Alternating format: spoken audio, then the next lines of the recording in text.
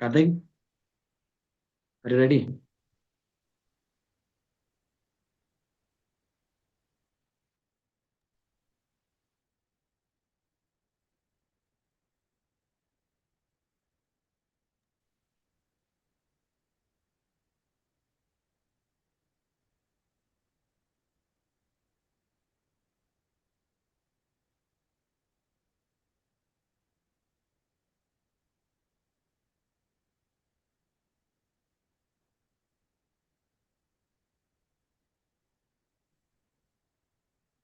Hello, Karthik.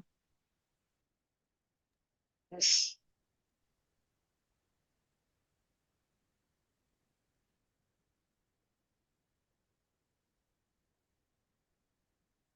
Mhm.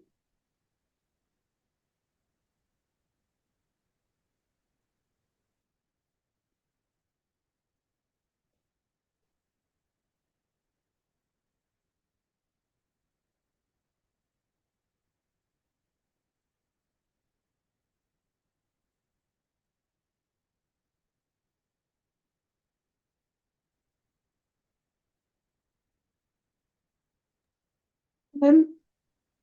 Hello.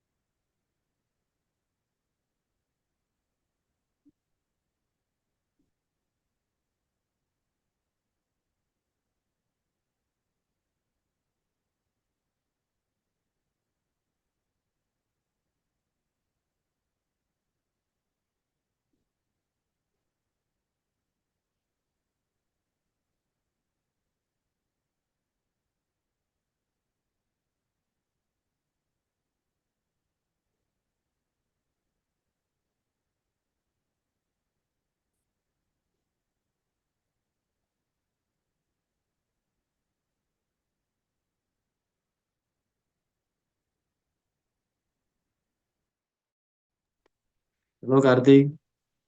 Yes. I think there is some problem with your end. What? How about now? Yeah, it's okay now. Okay, so let's admit the students. Okay. Okay. Karthik,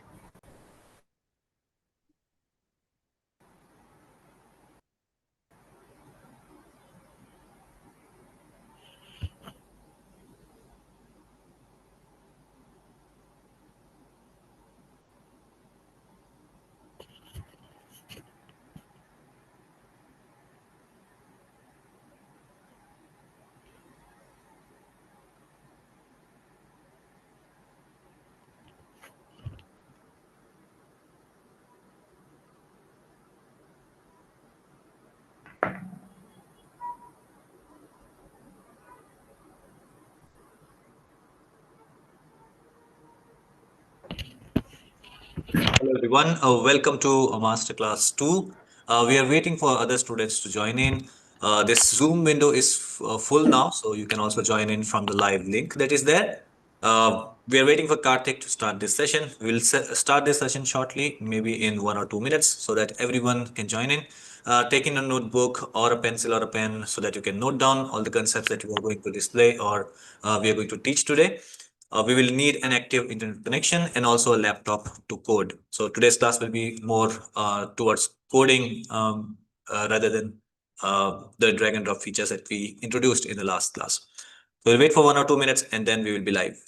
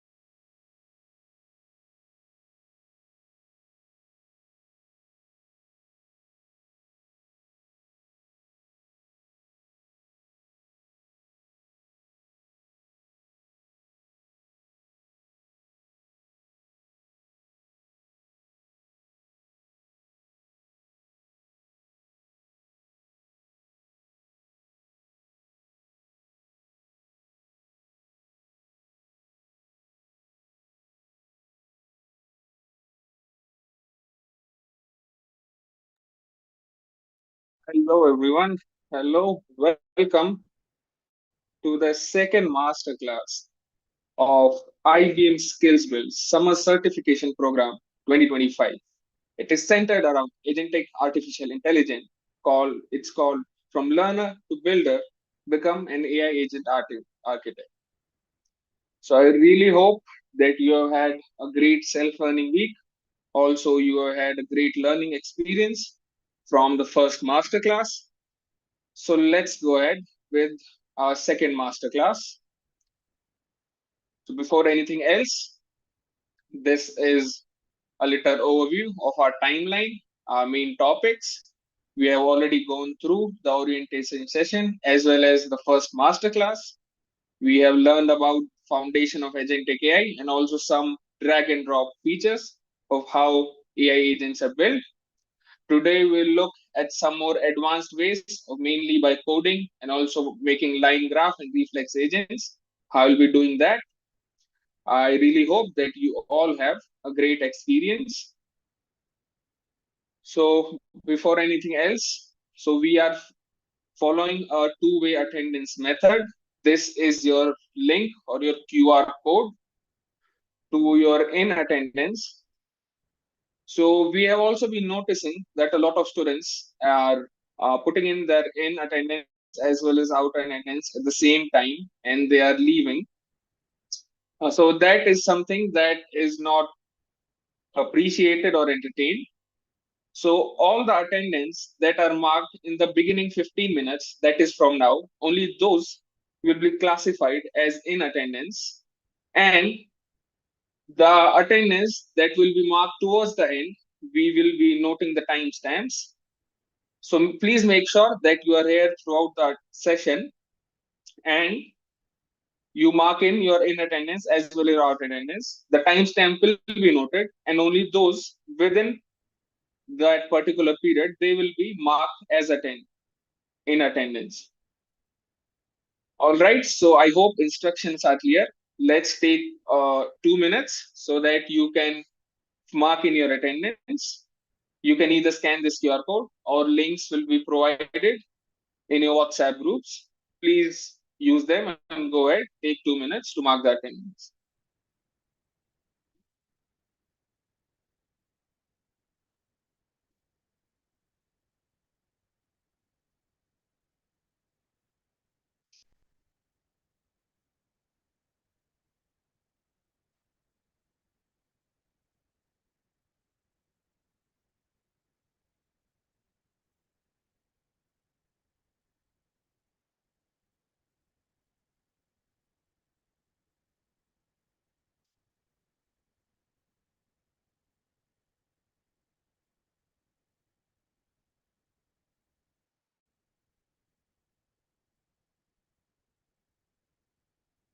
I think we should move on now. Hopefully, all of you have either saved the link or taken a screenshot for this QR code so you can mark in your attendance. And many of you, I'm sure, have already marked in your attendance. So let's move on. And remember, it is not appreciated that you mark both your attendance. At the same time, we will be noting the timestamps and same way will be used to check your attendance. So let's start this masterclass again with a note of appreciation.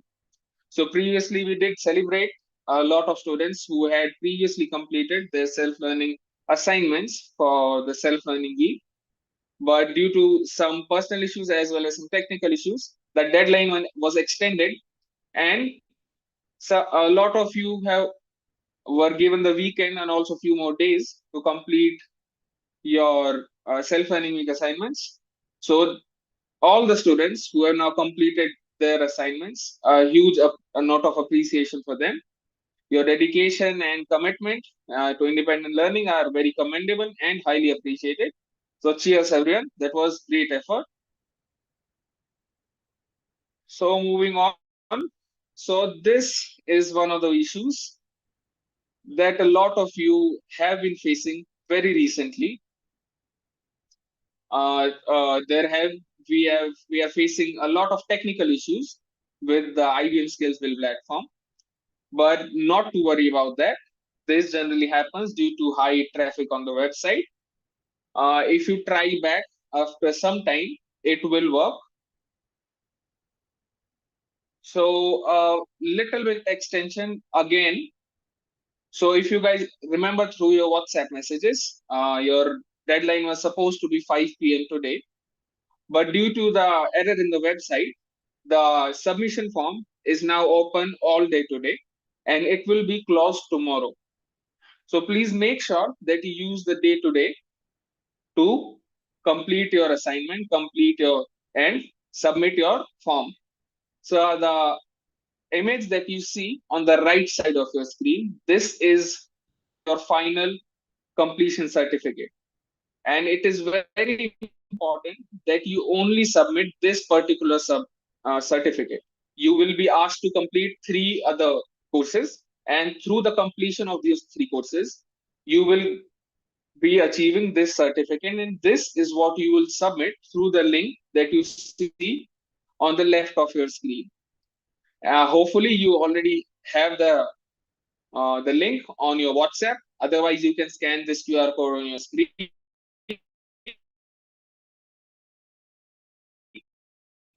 But please make sure that you only submit. You have all day today. The certificate, the forms will be closed tomorrow. All right. So this is the main announcement for today. So claiming or accepting your certificate from the Credly platform. So it is not just important that you complete your learning and get your final certificate. It is very important that you accept or claim all the certificates, all the courses that you complete on the IBM Skillshield platform.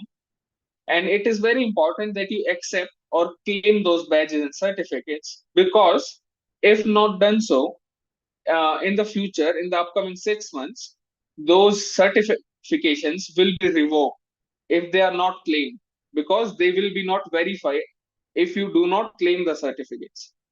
So, as this was the important announcement today, let me take you through the little process of how you can claim your certificates from Credly. Now, another important thing is, out of the 4 certificates that you will get throughout the course of this program, they are, of course, your final completion certificate that will be called From Learner to Builder, Become an AI Agent Architect. Then getting started with artificial intelligence, the one that is on your screen. Then unleashing the power of AI agents, and the rise of multi-agent system. You have these 4 certificates, but please be assured that the 3 certificates will be available on the IBM Skillshield platform. Only one of them will be available on Credly, and that is getting started with artificial intelligence. So only for that, this particular badge, this particular certificate, you will visit Credly. So let me take you through a short process of how you can go to Credly and get your certificate. So this is my email, my browser. So after you complete one, you're getting started with artificial intelligence course, you will receive an email on your register email that will be subjected your new IBM Skillshield badge. And this is what that email will look like, saying you have earned a badge from IBM Skillshield. And you'll see the badge here, getting started with artificial intelligence. Now, on the bottom of this email, you'll find this green button called Accept Your Badge. So you have to click on that badge. It will then take you to Credly, another tab, another platform. So over here, you will see your badge. So you'll see in my case, my course is completed 100%, and I received the email. I clicked on Accept Your Badge. Then once you land on this page, you go on the top right, click on Sign In. And here again, you know this process. We'll use the exact same email that was used for your IBM Skillshield account. And using that, I will sign in. Once the sign in is done, it will open this particular page. Welcome and your name next to it. It says congratulations on your most recent batch. So now what I'll do, I'll click on this badge, this lightly blue color badge. I'll click on this and it will take me here. You see, after coming on this page, I'll again go on the top right, click on these three dots, and then I'll click on download certificate. Then click on download PDF, and you'll see on the top right of your screen, it will say take some time to load, and eventually the certificate will be downloaded. If I click on this, you'll see this certificate is what you will receive. You see, this is my certificate for getting started with artificial intelligence. So I hope this process is clear. Your badge is on the home page over here, and your certificate will be downloaded from this menu. Right, so let's get back to our masterclass. Hopefully, this process is complete. To reiterate, the significance of accepting your certificate on Credly is that if the certificates are not accepted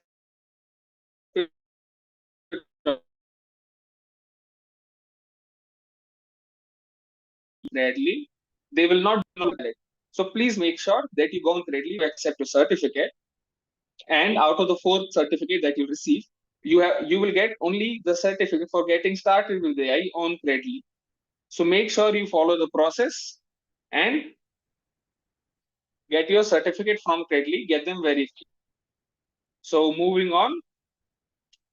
So this is something I hope you are already aware. These 3 are your individual submission. You have the whole day today. The form will be closed tomorrow.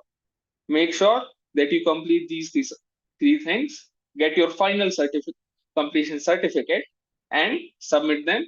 These 3 will be done individually and also submitted individually.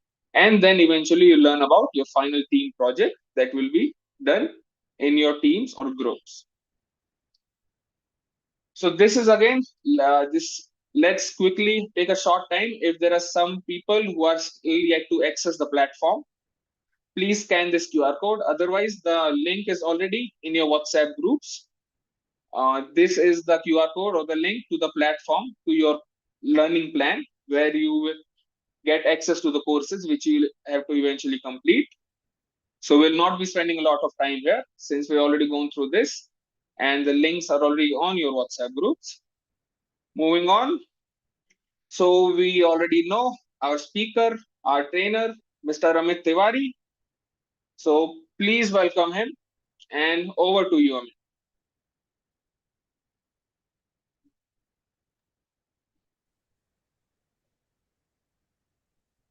All right. Thank you so much, Karthik. What we are now going to do is we are going to start our second masterclass, which is Masterclass 2. And we are going to I'm going to introduce you to some complex agents that we will design in our today's masterclass, and we will be also getting introduced to LangGraphs. So I will quickly share my screen.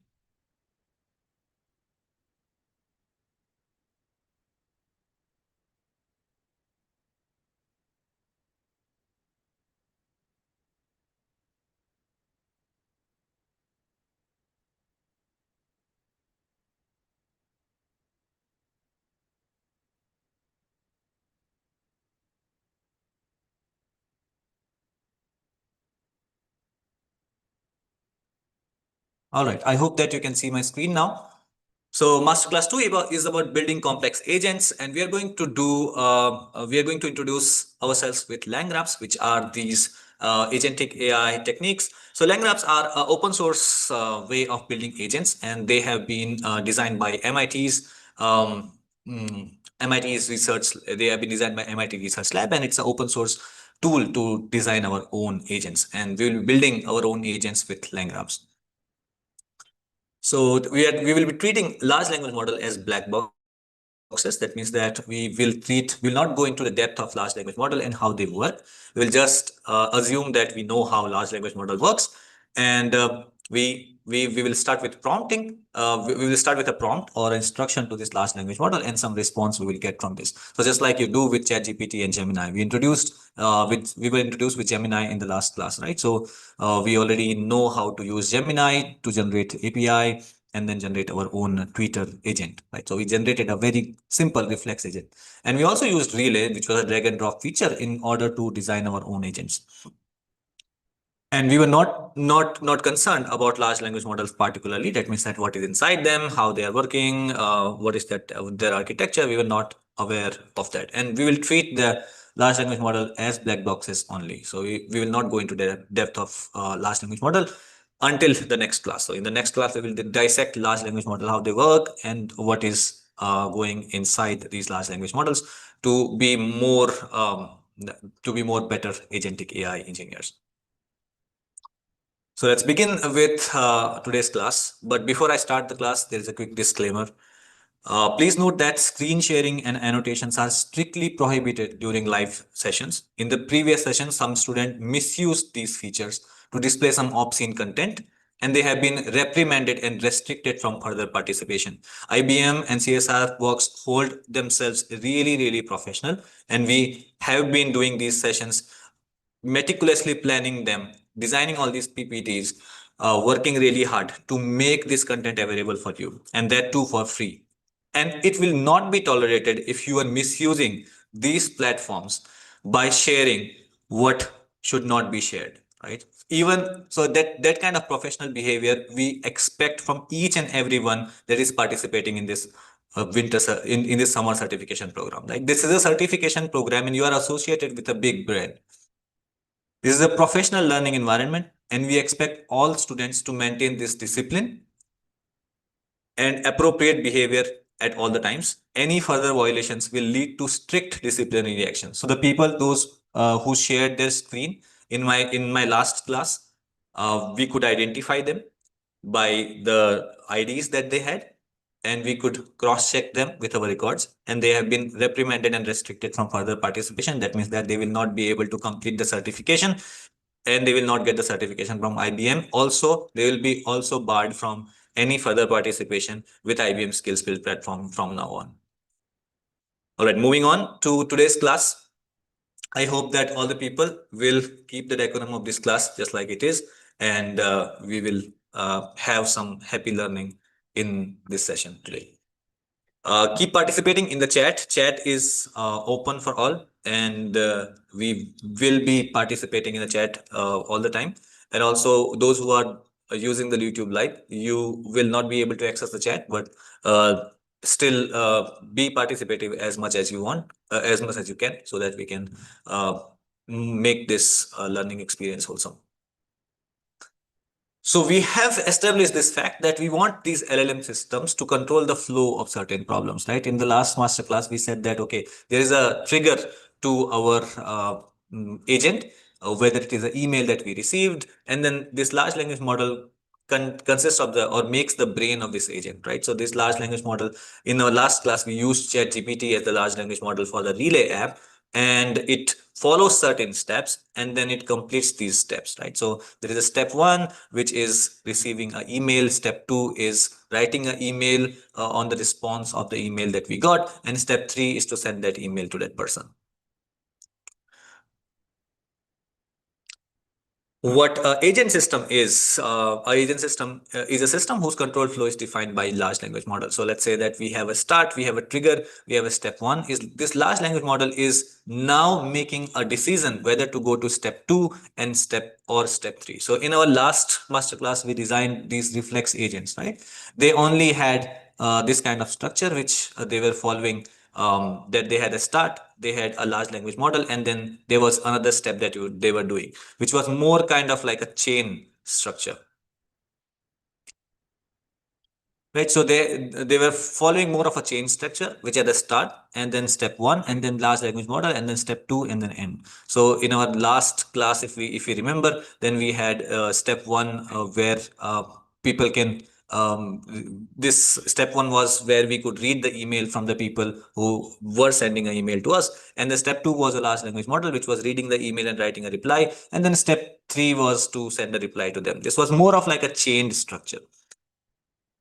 More complex agents or the complex agents, they don't have a chain structure. They follow more of like a graph type of structure or a more of a flowchart kind of structure where this large language model can also make decisions on the base of step one. So let's say that in step one, I have received the email and this large language model can understand which kind of email is that, whether it is a personal email or a professional email, and then it can route this to different steps that we want to do with them. So let's say that if I have a professional email and I reply to the professional email in step 2, if I have a personal email, I am not replying to that. So these steps that will follow after this large language model are guided by this large language model as a decision, right? So let's say that we want to design an AI agent which reads our email but only replies to professional emails and not our personal one, right?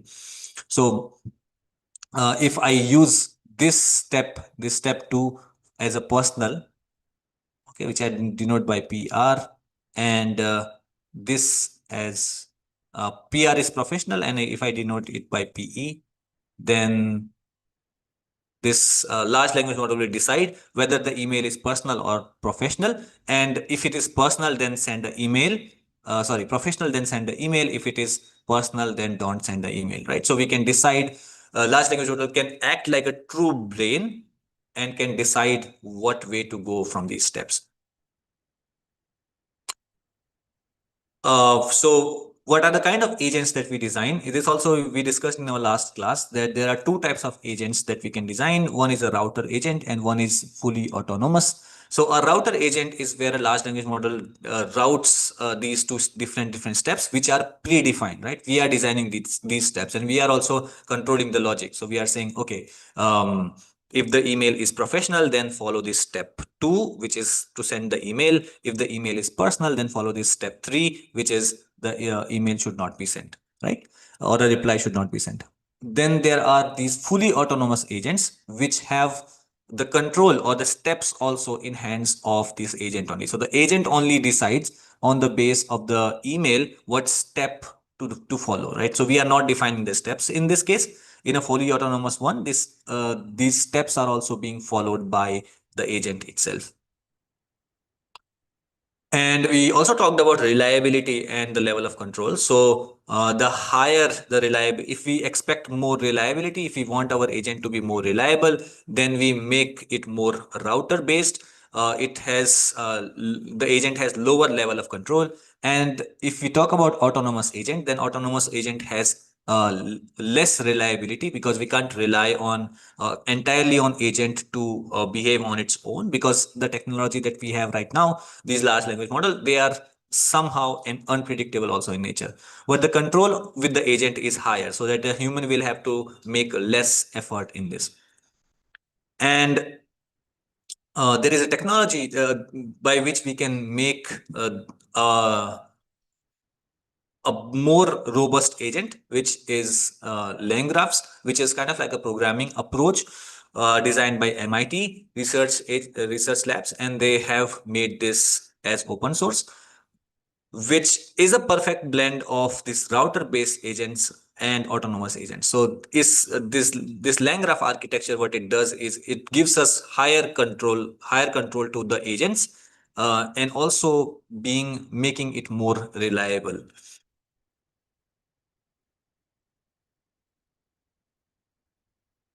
We have established this fact that we will use large language model as the base or the brain of our agents, and it will follow certain kind of steps where large language model is behaving as a brain to make a decision on behalf of us, so that what steps to follow in this process. When we design our own agent, this will become more clear how a large language model can act as a brain to decide which way to go in a process.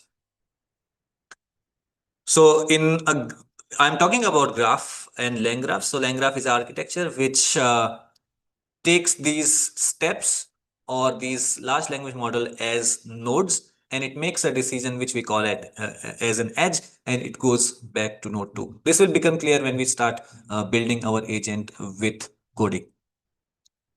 So what is LangGraph and why they are very important? So LangGraph is a framework for building stateful multi-step AI workflows. So when we talk about complex workflows, which take in a lot of decision making in process by the large language model. Let's say that we want to design something as sophisticated as a digital marketing agent, right? So let's say that we want to automate our work in digital marketing using only the agents and no human involved in the process. So what we do is we will create this complex workflow. So let's say that there is a digital marketing agent which designs some digital marketing strategy. So it takes an input from a user. Let's say I am the business owner. I input all of my details into this digital marketing agent, and this digital marketing agent is understanding from my business, designing a strategy for me, then producing some task. These tasks are then on the base of their priority. They are going to different branches, and different agents are performing these tasks. So let's say that there is a agent which can write content. So based on the task, the agent will write the content, and then the content writing agent is sending this to a scheduler agent, which is scheduling this content to different platforms. And then there is a data analytics agent which is collecting the data from these different platforms, giving it back to the strategy agent, and the whole orchestration is happening. So think of LangGraphs as kind of like a flowchart where each step is powered by a language model like ChatGPT and Gemini. It's built on LangChain, which was previous technology in which we used to design these agents, but it adds a ability to manage loops, memory, and state very easily. So we can design a simple also these LangGraphs also design have these nodes and steps and arrows. We can design a simple graph in a LangGraph, and we can also display it there itself. So why use LangGraphs and not LangChain? So the first thing is that LangGraphs have memory. So LangGraphs keep track of information across steps. LangGraphs also support these loops. If a step fails, then it goes back to the loop. It also gives flexibility to choose different paths based on model output, and it offers better control than basic chains for complex workflows. So the agent that we will be designing today will be a medical assistant agent. All right. So let's take a problem, a genuine problem. Let's say that we identify that in a hospital, a lot of people don't get proper attention or proper care because of the delay in the registration process in the hospitals. Okay, so we thought that this is a problem, that whenever someone goes to a hospital, they have to stay for long because there is a queue, or the receptionist is busy, or the hospital is not ready for the treatment or whatever, right? And also we don't know which ward to go. So let's say that we solve this problem using an agent, and we have a hospital agent where we this is where we start with an input where a user will go to a hospital. We keep a kiosk screen there instead of the receptionist or the counters. We have these multiple kiosk screens in the hospital. Okay, so in this kiosk screen, the person is inputting the problem that they are facing. So let's say that I have fever and I go to a hospital. So I go to a kiosk screen. This will be my first node, or the first interaction, or the start node, right? So I will type in that kiosk screen that I am having fever, and my query goes to this large language model, which decides what type of treatment do I need, and what are the steps that I need to follow in order to get the right treatment. Okay, so let's say that in the second step, after I register my query, suppose I have fever, I input here,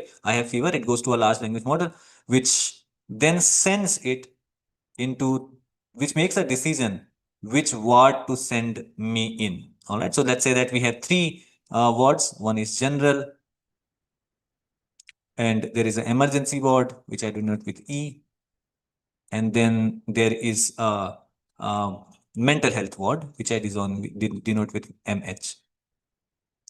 Okay. Let's take just an example of these three wards. So let's say a hospital has three wards: a general ward, a emergency ward, and a mental health ward.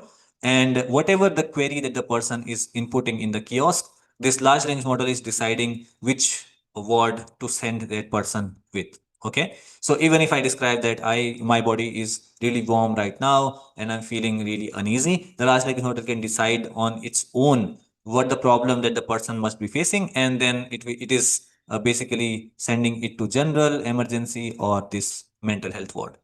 Okay, this is the large language model. This is the agent that we are going to design today. This is kind of like a complex agent because here we are not doing anything straightforward. Receive a mail, write a mail, send the mail, right? This is very straightforward. This is kind of like a goal-based agent where we are orchestrating a very simple flow. We are not even caring about what mail that we are receiving. We are just sending the reply to any mail that we receive. But this kind of agent becomes very critical and crucial, right? Where on the base of the user query, we are following certain steps, right? Let's say that a person enters the hospital, he writes in whatever he's facing, and this large language model is deciding which ward to send that person to, and then subsequently we can make different kind of like actions after this. So let's say after general ward, we can send in the general ward form, and then he can fill the form and then go to the hospital. In emergency ward, he can immediately fill in the emergency application, send in the money or the registration fees or the consultation fees, and then immediately get the patient admitted to the emergency ward. And if he is facing a mental health issue, maybe we can give the person a consultation date. Maybe we can fix a calendar, send an invite to the consulting to the psychologist who can consult, and then also subsequently send an invite to the person who is being consulted. So we can make a decision on the base of what problem that the person is facing. That's pretty cool, right? So designing agents which can make decisions on its own is really powerful, and that's what we are going towards in this internship now. In this certification program, we are not calling it an internship. So the key concepts of a LangGraphs, which I introduced in the previous slides, some of the jargons that I will use. So a node is a step or function in the flow. So here, if you see, this is my start node, which I say SN. And this is the large language model, which is the brain or the classifying node. And these are different nodes, like general node, emergency node, and mental health node, right? So a node is a step or a function, the step that a large language model or the graph is following. Okay, so the first step is to take the input from the user. Second step is to decide what the problem the user is facing, and third step is to send it to either general ward or emergency ward or mental health ward. Sorry. And second concept that we need to keep in mind is an edge. So an edge is a connection from one node to other. So this input node will have a connection from input node to this large language model node, which we call as classifier node. And this classifier node has three connections, one to general node, emergency node, and mental health node, right? So that will be called an edge. A graph state will be a shared memory across steps. So a state is a memory that is at each node. Okay, so each node will have a state which it will store, and that will be shared across all the graph. Okay. Events are the triggers for moving to the next node. So how will we move from one node to other node is called an event, right? So these are some terminologies which I will use when we will start coding. What is the difference between LangChain and LangGraph? So LangChains are also used to design these agents, and reflex agents can be quite particularly designed with the help of LangChains. But what LangGraphs offer is, first of all, it gives access to a state memory, which is also a global memory. In LangChain, the memory is very basic. In LangChain, we can it's difficult to use loops, but in LangGraph, the loops are built in. The branching logic is limited in LangChain, but in LangGraphs it's very flexible, and LangChains is very good for simple chains, but LangGraphs are good for complex workflows. And this is kind of like LangGraphs are the state of the art of the AI agents that for designing AI agents which have complex workflows in today's world.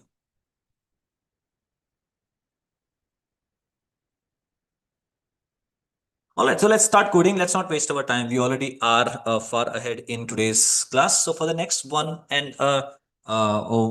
hour or so, we will be coding our a medical assistant agent, which takes in query from a person and then identifies whether that query is general, related to mental health, or related to emergency situation, and then can decide on its own.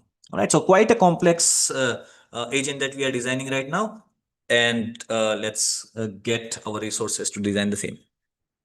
So I'm pasting the Colab link here of a structure that I will use to program, similar to how we did in the last class. And for the Zoom users, I'm using my chat box to send you the link. For users on YouTube, those who are seeing it or watching it live, they can get the links from the description.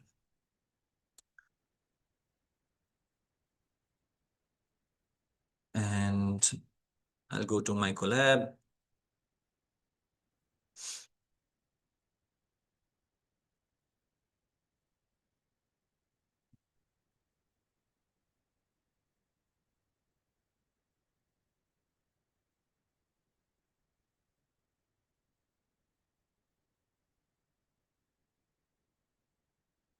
All right, so this one.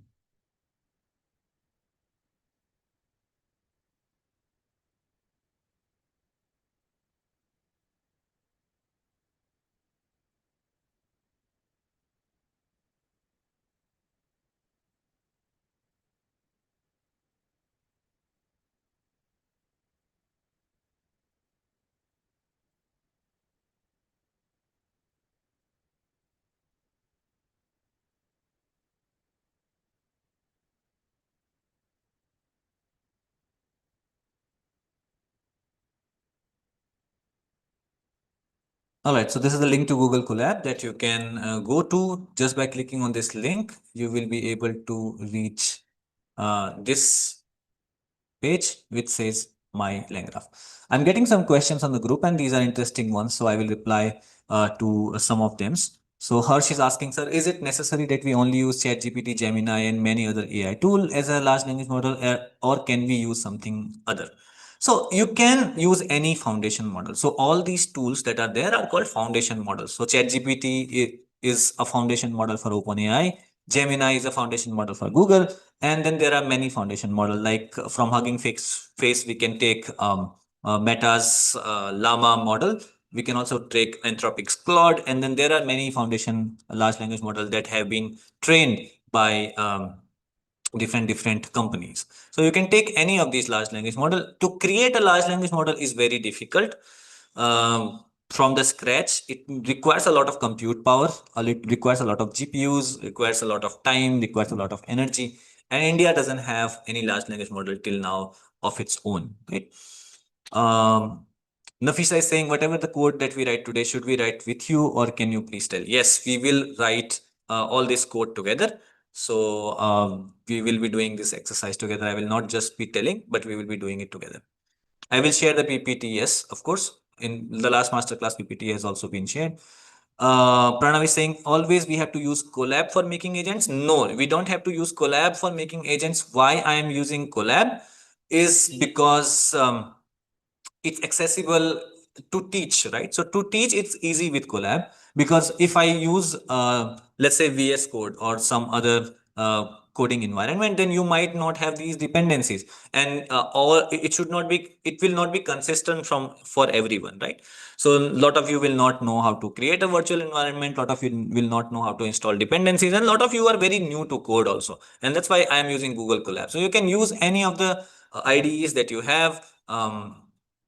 And but you will need to install these dependencies. All right.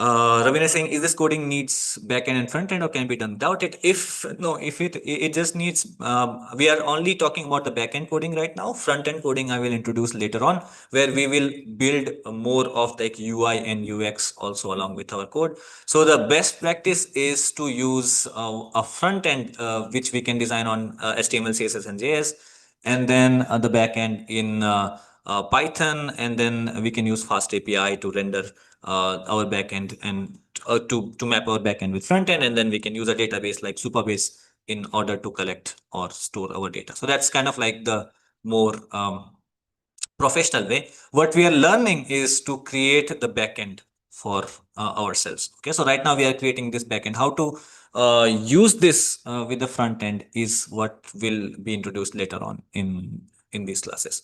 All right. So right now we are only concerned about backend and how to create these backend environments. All right. So let's begin with, thank you so much for interesting questions. Keep the chat flowing with these interesting questions, and I will be able to answer. But right now, let's also move ahead. We have time also to beat. All right, so first step is to install some dependencies, and these are the libraries or the packages that we need in order to uh, in order to code in order to design these line graphs. All right. So first step that you need to do is the same thing that we did in our last section. So you need to go to file and save this copy in drive, because this is non-editable file. Okay. So you go to file, save a copy in drive. Once a copy is created, open it in new tab and rename this as your LangGraph. Okay. So instead of copy of my, you can just say amitlangraph.ipimv, right? So that you can save it in your Colab environment with the correct name. So make a copy so that you can change it in your systems. All right. So because this copy is read-only copy, I have not given the access to because this is being used to train other students too. So that's why I will not share this. You can make a copy of this to save it in your drive. All right, so let's begin with step one, which is to install these dependencies. Jovan is saying that there is one problem in Colab that I can't copy paste API key or anything. You can do that, and that's what we will be doing in today's class. How can we make the API keys hidden? All right, so Abdul Karim is saying that, will you please explain RAG? Yes, I will explain RAG later on in this certification program. Parshav is saying that building on internet, maybe through website, can you teach how to deploy these AI agents? Yes, we will be covering all of that, but let's not get ahead of ourselves. Okay, so let's take one simple step at the same time. Let's not think about whole front end, back end, database, everything together, and then confuse ourselves what to use. All right, so let's go step by step. In our last class, we learned very simple agents. Today, in this class, we will learn how to design complex agents, and maybe later on, in the subsequent master classes, we will try to map front end, back end both together and database, and then how to uh, publish our own agents in on the web. All right. So let's start. So we will start with installing these dependencies. You already know in our last class we installed some dependencies to use them.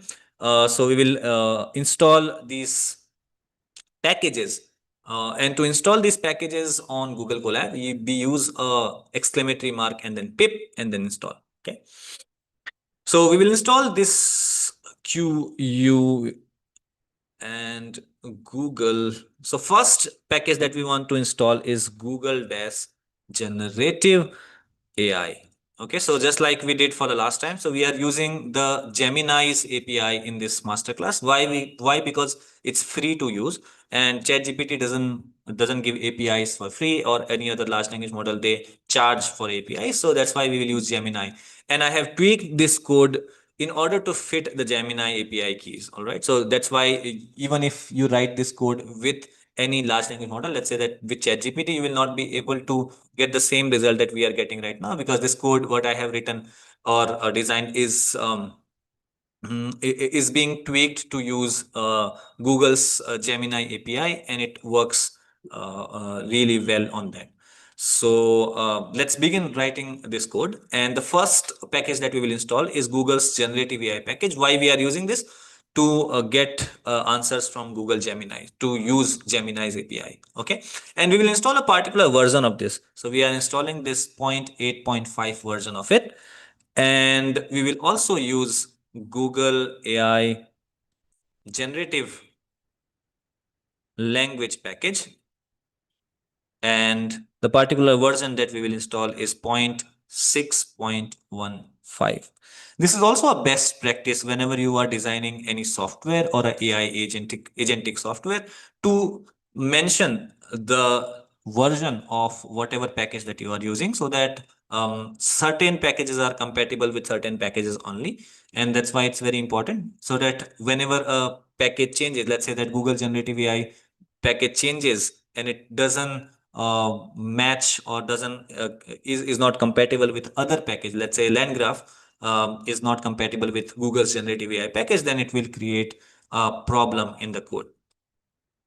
We will also install LangGraph and LangChain and LangChain dash Google dash Gen AI to use Google's Gen AI with LangChain.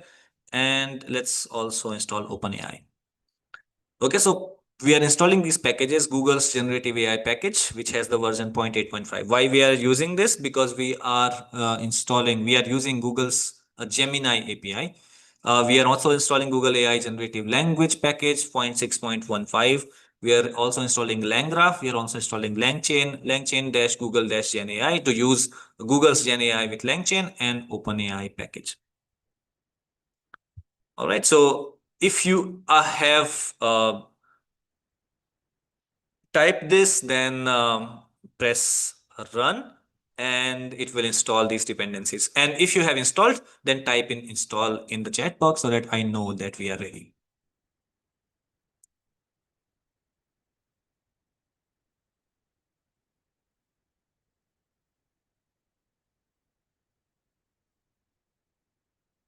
All right, Arpit is saying that I'm writing this code, but he can't understand. So I will make it understand very easily. Okay, so pip is a package manager and we are installing these packages. Basically, someone has designed these packages, right? Google has designed its own package that we can use. And we are installing these packages so that we can use certain functions inside these packages. If you are new to coding, uh, think of this as a set of functionalities that is inside these packages, which we already have designed. Otherwise we will have to write all the code by ourselves, right? So these packages are designed by these companies, which are these legacy companies like Google and all. And whoever wants to make a contribution to the science, they can write their own packages and then they can launch them on web, and then we can always install these packages and use their contribution to programming, right? So this is what we are doing right now, installing these packages to use some of the functions from inside this, right? We are talking about LangGraph. So LangGraph is kind of like a technology in which by which we will make AI agents. So we will have to install that first of all in our system, right? If we would be doing it in our system, then we would be installing this in a virtual environment. If we would be doing it on web, let's say something like render, we will have to make a file called requirements.txt and then use that requirements.txt file to install all these dependencies. All right, so after installing dependencies, we will import certain libraries, right? So we will import libraries that will help us code. So we will import our first library, which is OS. OS library will help us read the files from the environment. And you can also see what any library does by just hovering over it, right? So OS routines for NT or POSIX depending on what system we are on. So whatever system that we are on, it routes us to read the files from there. We will also import getPass, and I'm seeing my chat box fill with installed. Some people are getting some error that the version is not found. Then you will have to type in exactly how I'm typing, and you will have to type in this double equals, not the single equal. Okay. It's double equals, not single equals. So equal to 0.8.5, not just equal to 0.8.5. Okay, and it should be together.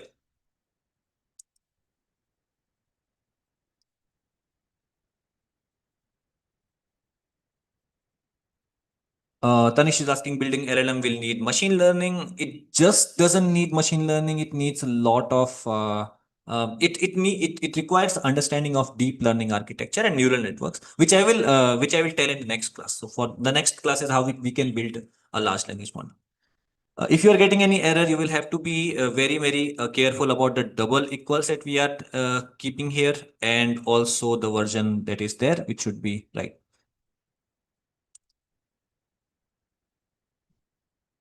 Rahul is saying that he's unable to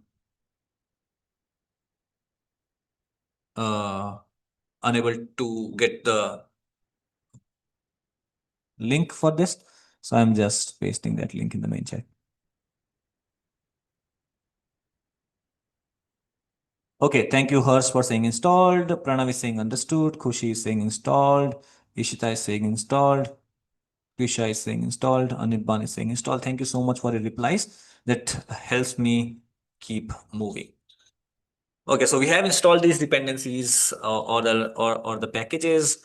Second is we are going to import and secure this API key input. So in our last class, what I did was I displayed this API keys there itself, right? And it was not the secure way. So this time what we will do is we will secure an API key, and for that we will import get pass. And this get pass is what will enable you to get the API keys as passwords, right? So it is utility to get a password or a current username from as an input. So whenever I pass any thing inside this get pass, it will be passed as a password, and nobody will be able to see the API keys.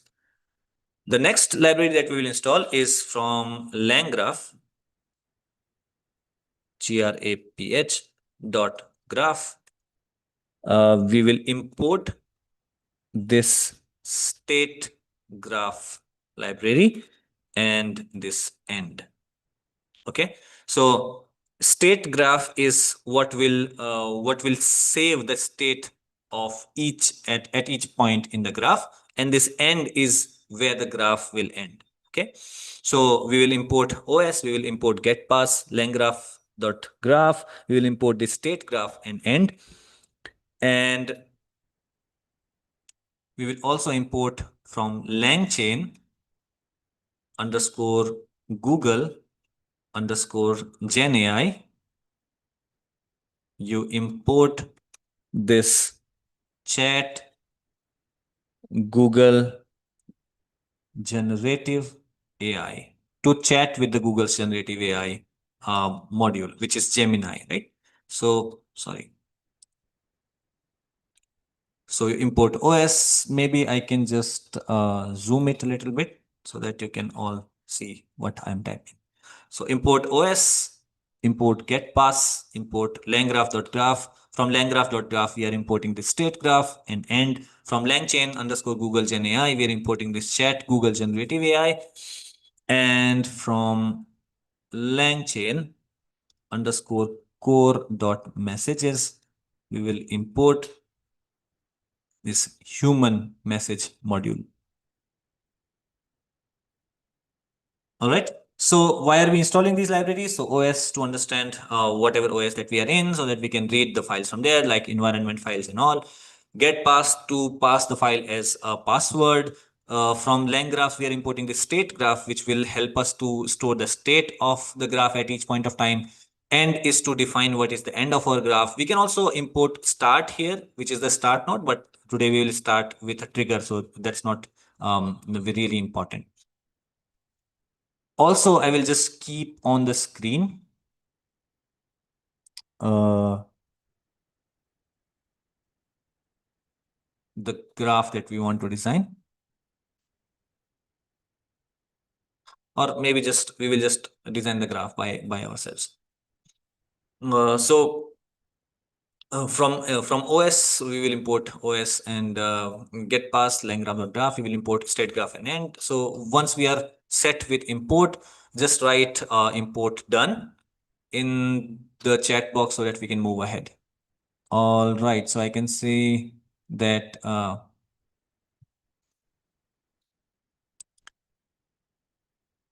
Krisha is saying done, Ishita is saying imported, Farhan is saying done, Krish is having issue. I will just resolve that. Epsita is saying installed. Some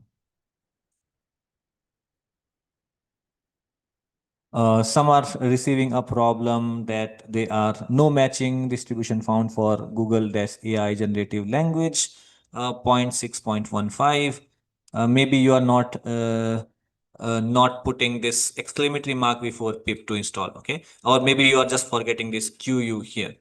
All right, so just install it with the right syntax. Ipsita is saying import done. Kedar is having a problem where he's writing this code as dash dash 0.5, 0.8.5. This will not work. So you will have to put in double equals in order to install these libraries.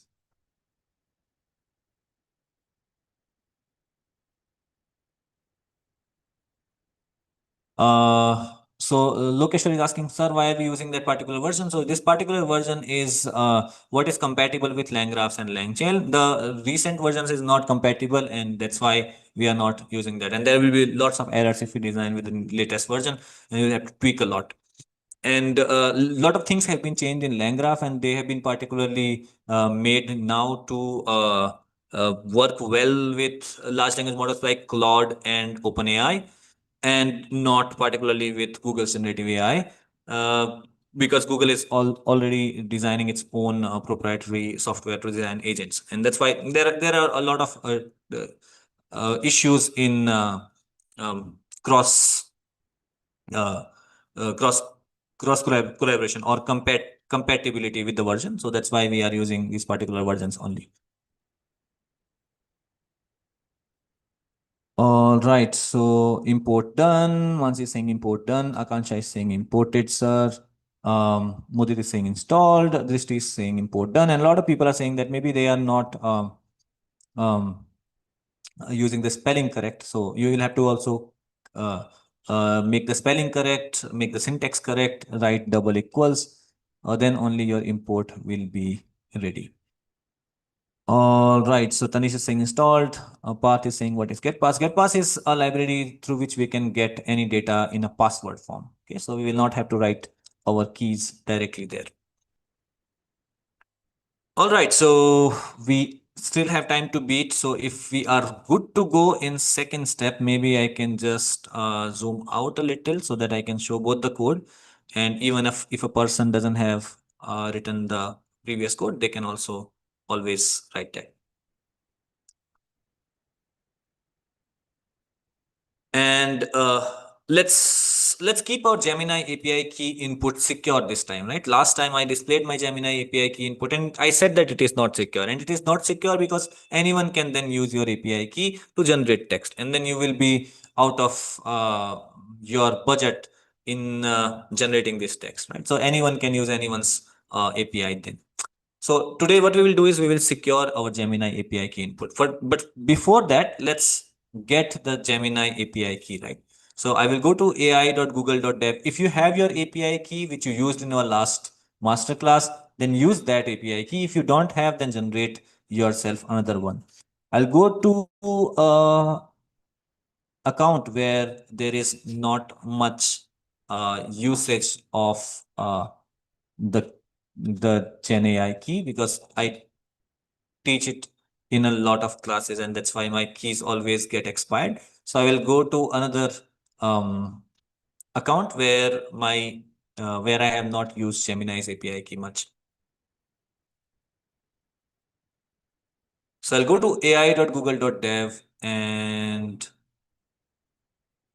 there I explore models in Google AI Studio, and then create myself an API key by getting an API key, right? So get API key, and I will click on create API key, and I will just click here, and I say that my first project, I create this API key in first project, and I copy this from here. All right. So this API, when I copy, I go to a notepad and paste it. But for that, I'm stopping this screen share for a while so that I can just paste it to my notepad so that I can make it hidden and not visible to everyone.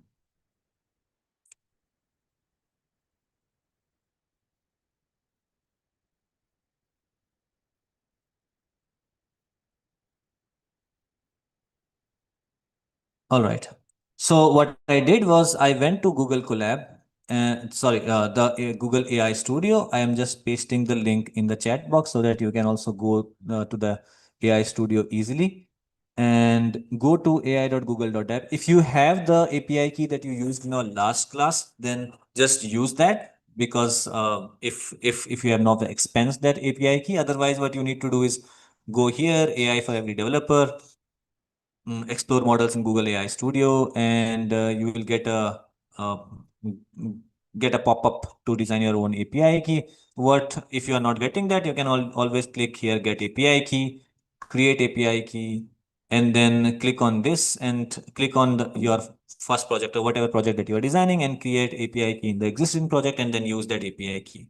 Right? Save it somewhere as in a notepad or something. Okay. All right, so if we are ready with API key, type in the chat box. I have the API key and we are ready to go.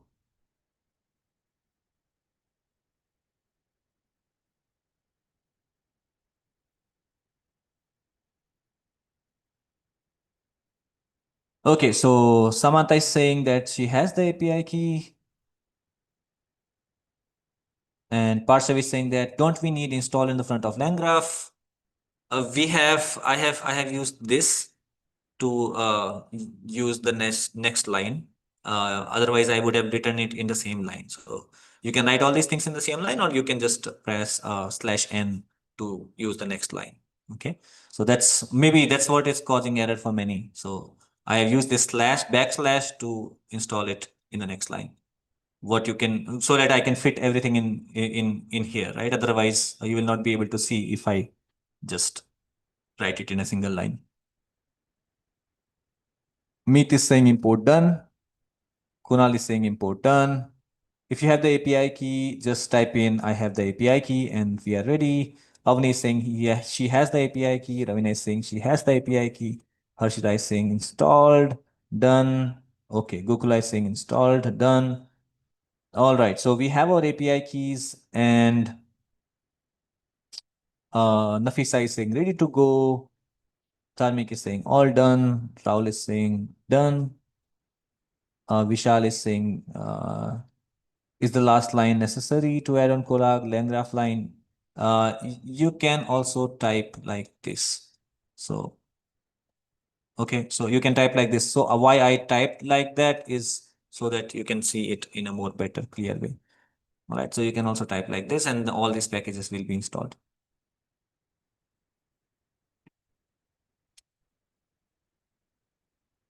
All right, so we are ready to go. We have the API key. Okay, so now the third step is to secure our Gemini API key input. Okay, so I will call in this os.environ function. Okay, so from the environment, what we are doing is make these square brackets, and inside that type in Google API key. Okay, so in my OS environment, I am making this variable Google API key, and this is taking in sorry, this API key from getPass, and I'm asking to enter the Gemini API key. Okay, so in this os.environment, we are creating an environment variable which is google._API key, which we will use in our code, which will get this value from the API key that we will enter. Okay, so I will show you what this does. So when I run this line, it will ask me to enter the Gemini API key. Okay, so here what I have to do is just type in my API key. I will again stop share for a while so that I can copy my API key and share again. So I will paste my API key here. So now my API key is being pasted as a password so that I don't have to show it, right? So this also will secure this API key more. Okay, sorry, my spelling is wrong. It's invited.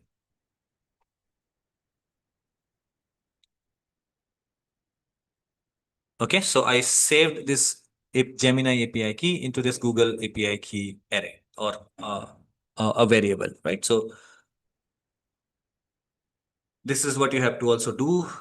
Secure a Gemini API key input, and this API key will use throughout this session.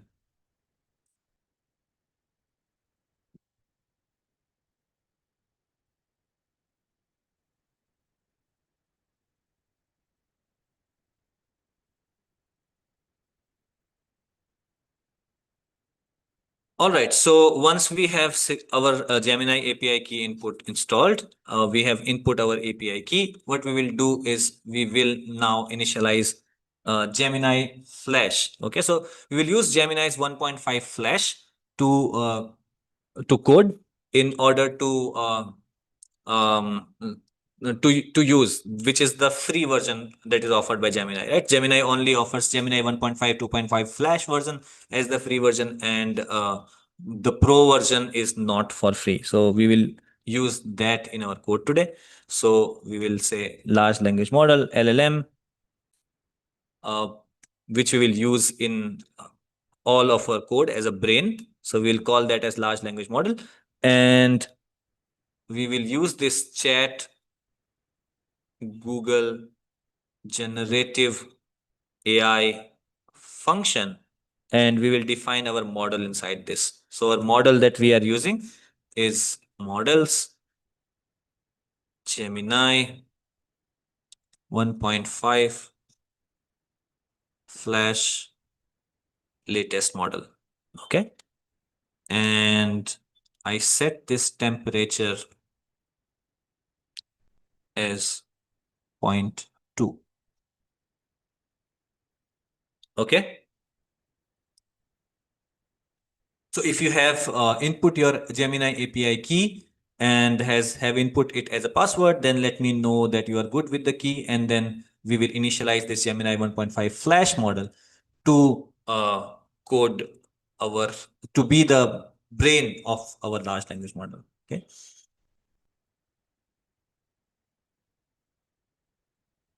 Just type in done or yes if you have installed, if you have input your Gemini API key, so that we can move ahead.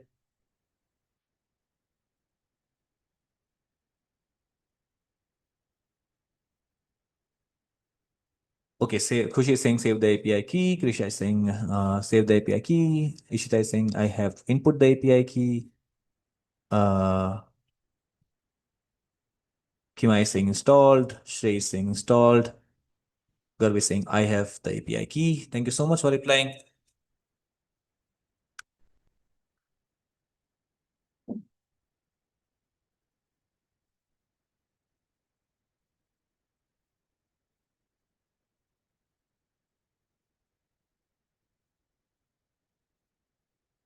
Okay, so in the next line, we have put this variable as temperature, right? So this temperature is a parameter that can control the randomness of our large language model. Okay, so how random my large language model will answer is based on this temperature. So if I keep it higher, then my large language model will become more creative and more new answers will come. If I keep it lower, then each time repetitive type of answers will come. Okay, so if I say Taj Mahal is in, and I ask the large language model to predict the next word, it can say Agra, or Taj Mahal is in the banks of Agra. It can write different kind of sentences. If I set this temperature to 0, then it will always say Agra, Agra, Agra, Agra as the answer. If I set it to 0.8, which is a higher temperature, it will become creative and it will say Taj Mahal is in the banks of Agra, is in the left side of the banks of the river Yamuna in Agra, or the Taj Mahal uh, uh, is in Agra, which is in the state of Uttar Pradesh. So it will become more creative, right? So temperature is what makes our large language model more creative. So if you want more creative answer, you will put this temperature more. If you want less creative answers, you will keep this temperature less. Okay, so if you have initialized Gemini's 1.5 Flash version, you will just run this cell and we will be good to go for step 3, which is the node to ask user for the symptom. Okay, so in the next step, what we will do is we will create our first node of this graph. Okay, so I will also open one page in this PPT where we will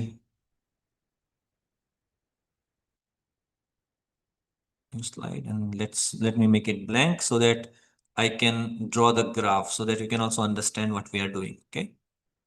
Till now, we were not designing our agent. We were only setting up things, right? We set up our Google API, which will be the brain of our agent. And we set up all the libraries and the functions, right? So our agent will have a start node, right? Let's draw the graph. Okay, so this is the start node. I say this as SN. Okay. In this start node, we will have the user input the type of problem that is having. Okay, so let's say that we design a text box in which the user inputs what is the problem that he is facing. Okay, so this is start node. This is basically the user interface where the user will enter the query. हम एक hospital में है, and in that hospital we have a kiosk where we have to put in our problem, right? So whatever problem that we are facing, if I have a fever, I will write in I have a fever. If I have a leg fractured, I will write I have leg fractured. If I had an accident, I will write I have an accident, and this will be my start node, right? After this start node, we will send whatever we receive to a large language model, right? To understand the user query. Okay. This will be my large language model node. What it is doing here is it is classifying. Okay. Sorry for the writing. I'm not using a pen. I'm using a mouse. So this is the best that I can do. So this large language model will classify this into 3 ways. One is general query. Is it an emergency or is it a mental health query, right? Then it goes to a router. I will call this as router. Okay, so this router will distribute the query to different type of routes. Okay, so this is the logic that we are designing for our agent, right? And one will be general, one will be emergency, and one will be mental health. Okay, so this is general, this is emergency, this is mental health. Okay, so, and this graph we will always refer to when we are designing our agent. So when you are designing an agent, the first step that you do is you design a workflow. Okay, so this is a workflow of our agent. What our agent does is whatever problem the person is facing, it classifies that problem into general, emergency, or mental health problem, and then distributes it to other agents to work, right? So let's define our start node. So we said in our start node, we will ask the user what the query that he is facing, right? So we will go back to our code and we will ask the user to put in the symptom. Okay.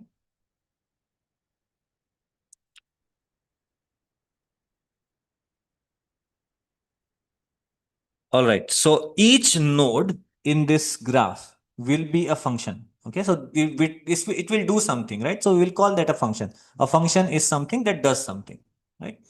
So we will define this function as get symptom.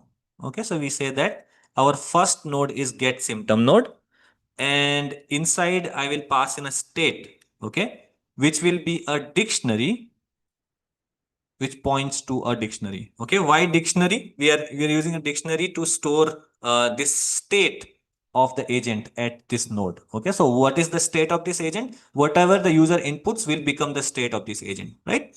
So if a user inputs, I have a fever. So the state of this agent is that the user is having a fever. I have a fever is the state. Okay. Next, it goes to large language model and it classifies whether the user is suffering from a general problem or emergency problem or a mental health problem. And that state will change at this node to general, emergency, or mental health. Okay.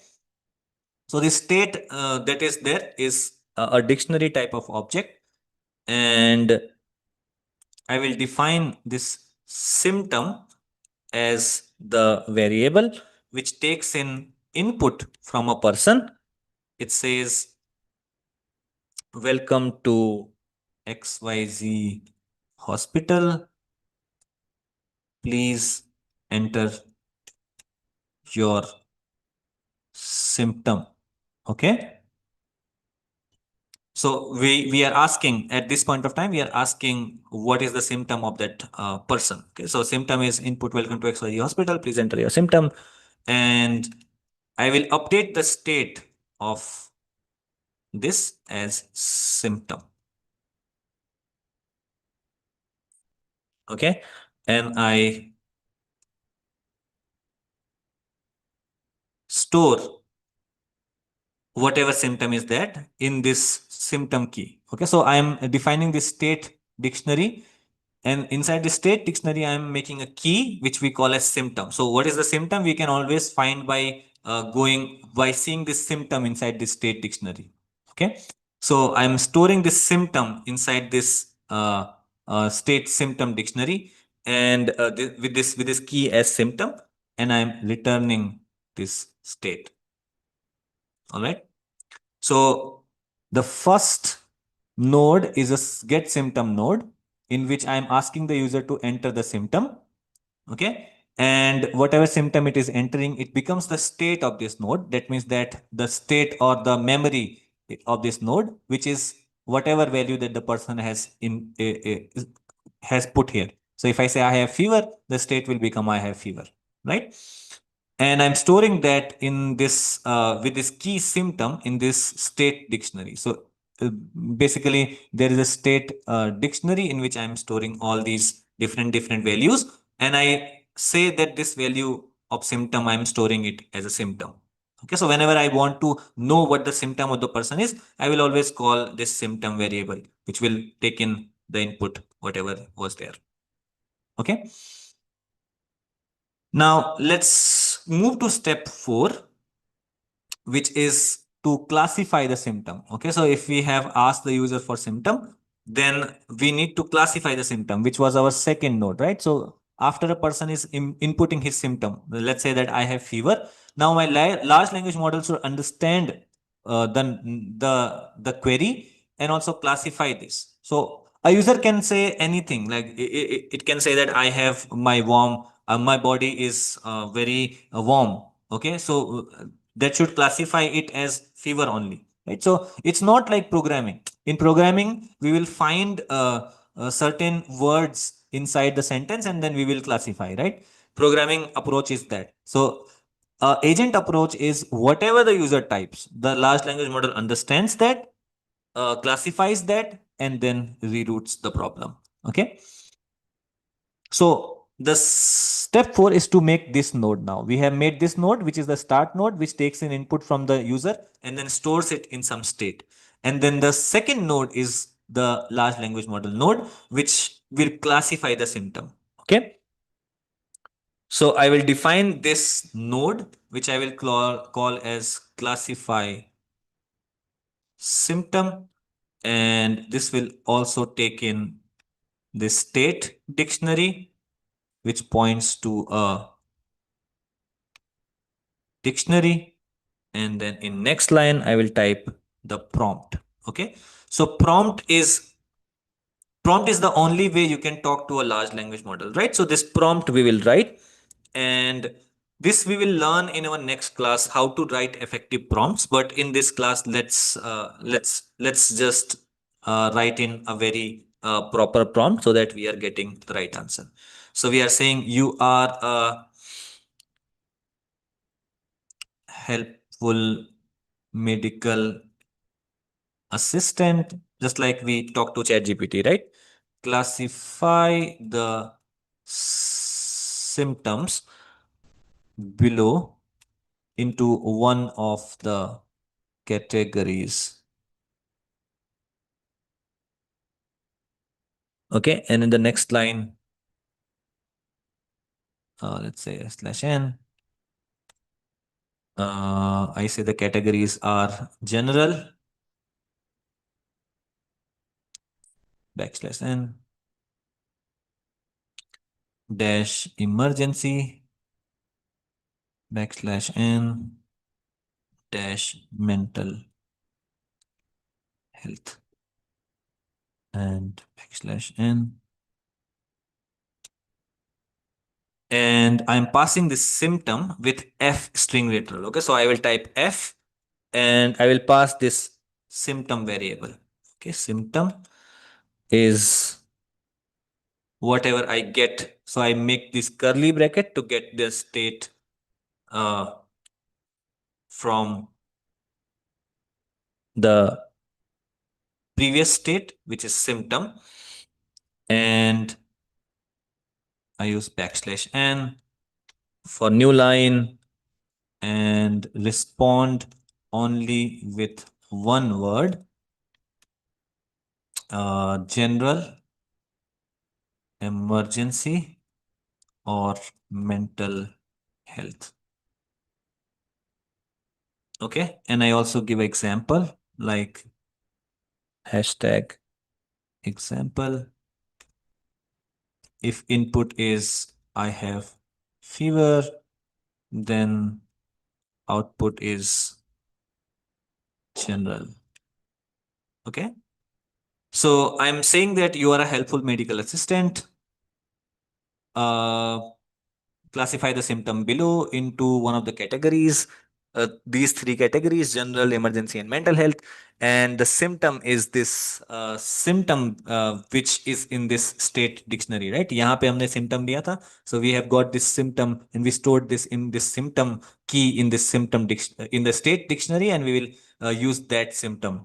We'll pass that symptom inside this state, inside this prompt. Okay, so we say that, okay, whatever the symptom is, whatever the user enters, it will come here and it will learn from that symptom. It will respond only with one word: general, emergency, or mental health. And then we also give example to train this. Okay, and this was my prompt, and I will type in response. So response I will get from LLM, right? Large language model. So we have already defined our large language model here. Sorry. Here, and we call that large language model as LLM. So I will invoke this LLM to classify this response. So I say LLM, sorry, LLM dot invoke. I call this large language model to get this human message. Okay. And the content of this human message is prompt. Okay, so I installed this human message package earlier to specify that this is a message from human. So in a LangGraph, we can have messages from human as well as messages from the large language model, right? So this is a message from human, but this message of general or emergency or mental health is a message from the large language model, right? So this is a large language model message. This is a human message. So I am defining that my LLM should invoke on taking this human message, this prompt which I have written, and it takes this prompt and then it defines the category. Okay, so take in category of the whatever you get as response. So response dot content dot strip, take it as a string, and whatever response I get from this large language model, I am saving that response as the category, right? Because I want to store this, I want to categorize whatever response that whatever query that a person is coming from. Let's say that person is having a fever. Then I have to the large language model will return with a general category, general as an output because the category is general, and then he will send that in the general word. But here we will store it in a category so that we can use this in our logic further. And I also print this to debug. I say LLM classifies the symptom as, and I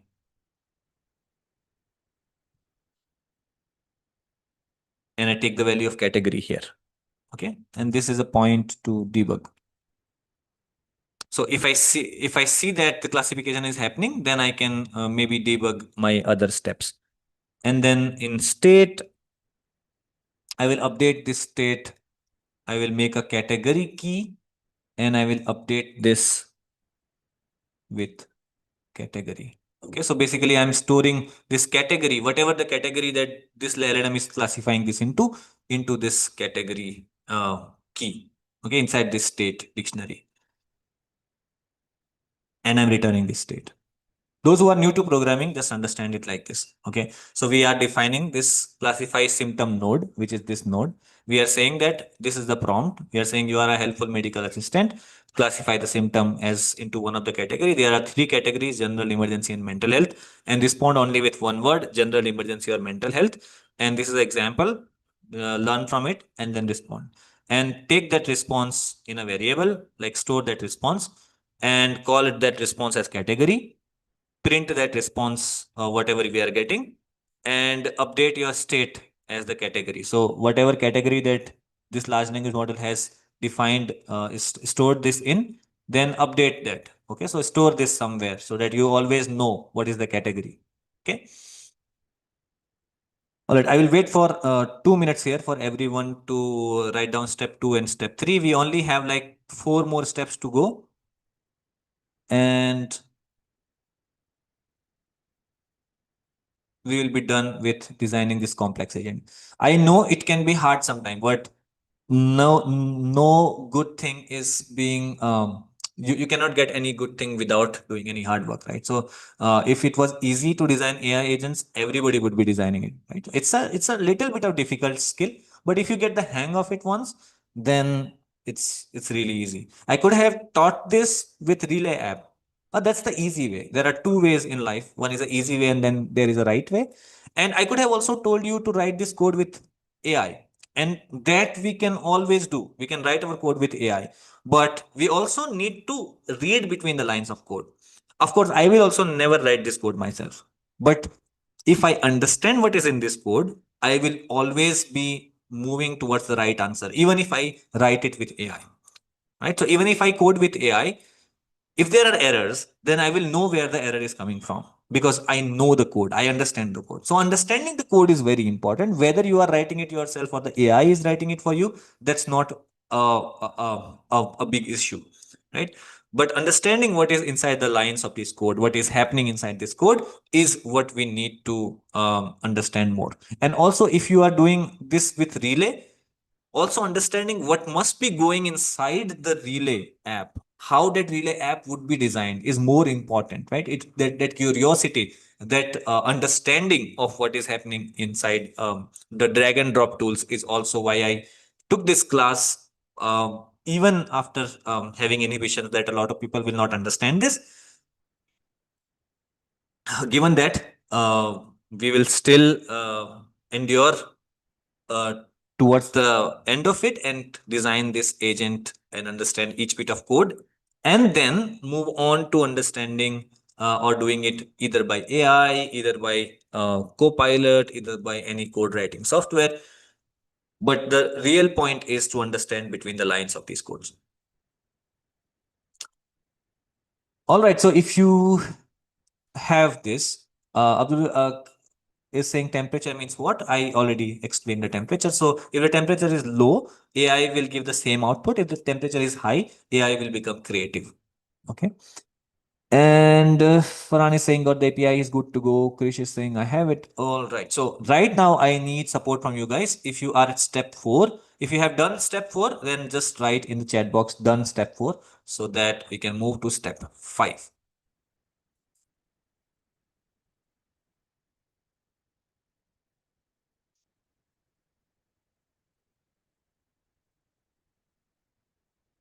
All right, done step 4.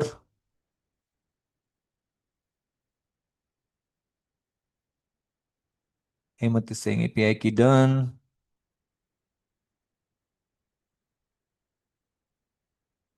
Kedar is saying done. Done step 4. Ayush is saying done step 4. All right, Mansi is saying that she has done step 4. Thank you so much for replying. Akansha is saying that is there any range for temperature? Yes, there is a range for temperature. We set it not too high, not too low. For our example, we only needed to provide answers consistently, like general, emergency, and mental health. We don't want it to be creative. We always want it to have one word as an answer. That's why we set this temperature really low, right? So we set this temperature 0.2. Why? Because we don't want AI to be creative. We only want it to reply with general, emergency, or mental health, nothing else. Okay.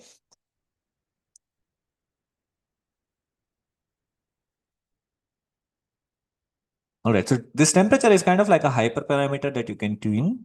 And Drishti is saying, please explain the usage of content.strip. So basically, we are taking uh, this message that we have got into as a response from LLM into a string format. All right, so we are taking it as a string of characters. Okay, so otherwise this response can be in any form, right? So it can be it is kind of like a base message, and we are returning this base message content in a string form. Okay, so we can also print it inside a print function. Okay. And Sahil is saying, will we learn about RAG? Yes, we will learn about RAG in our future class. And Ankush is saying input done. Drishti is saying step 4 done. Shriyans is saying done. Okay, let's move to step 5. Okay, so I have this slide with me, right? So I said that, let me remove some things.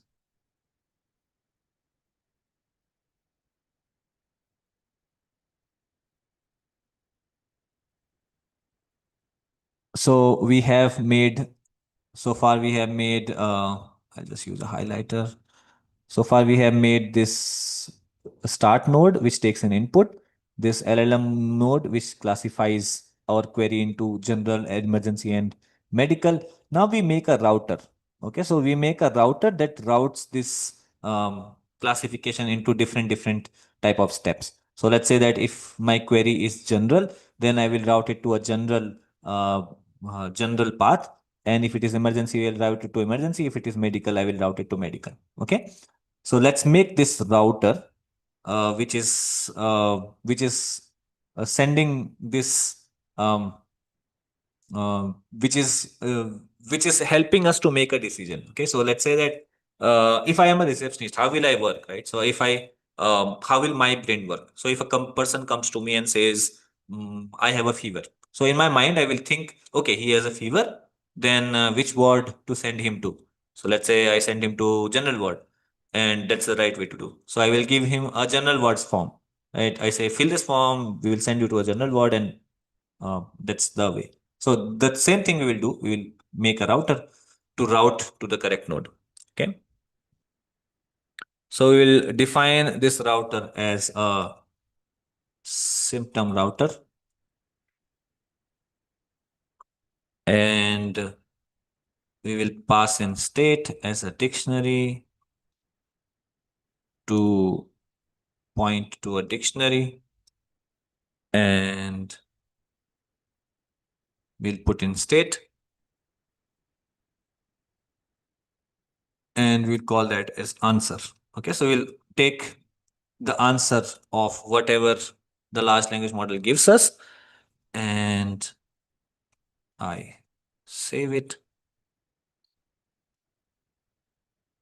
So I use fstring literal to define my state. Okay, so state and symptom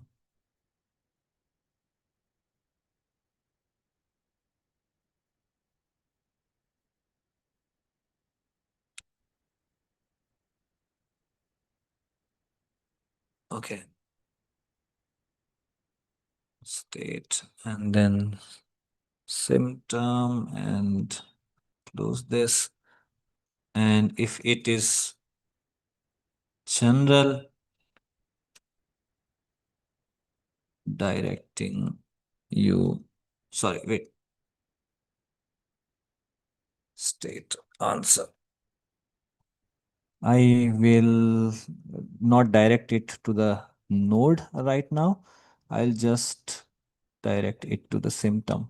So I'm defining a symptom router, and in this I will make a variable which I call as category. Right now I will not directly define it to different state, which we will define in a category specific response node. I right now have to just route this to different node, right? So I make this variable cat which takes in category. Okay. Because I have already said category a variable here, so I will not make another variable which is category. So I will call it cat, and it will take in this state, which is category, and I will take the lower value. I will take everything in lower case here.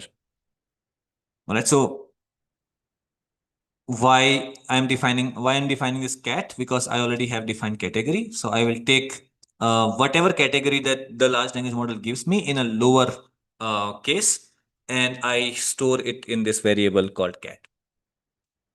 And if my category is general, in cat, what I do is I return general. Okay. And if my category is emergency, elif my emergency is my category, then sorry, shift return emergency. Okay. And elif mental is in my category, then return mental health. Okay. And otherwise return general. Okay, so what this router agent did was it it stored whatever category that I categorized it in this node. So from here, whatever the category that we have categorized, this router will send it to different routes. Okay, so if my category is general, then router returns general. It says go to general ward. If my category is emergency, right, router says go to emergency. If my category is mental health, the router says go to mental health. Okay. This is what I'm defining. So define the symptom router, which takes in this dictionary, which updates this dictionary, which takes in this state. And if I say that if my category, take this category from this state dictionary category key and take everything in lower. Why in lower? Because a large language model can write like this also, right? General. Or it can also provide answer like this, general, right? We don't know what answer it will provide. So to keep everything low is lowercase is the best way. So it can also return with mental or mental. So if we keep everything low, then we will be able to match that easily. So if general is in category, return general. If emergency is in category, return emergency. If mental is in category, return mental health or return general. Okay, and I run this. Okay, step 6 is to define our category specific nodes.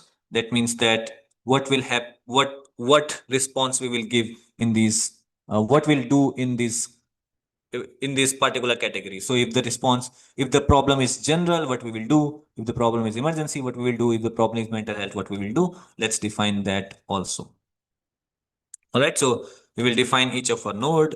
So define general node, and that will take in this state, which will again take this dictionary, and it will point to a dictionary, and the state I am here, I will add in answer, which I was doing previously, but that was not the right way. So I will take in this answer here. So I pass this state and I take this symptom and whatever symptom that I had, and I say that it is general. I say seems okay.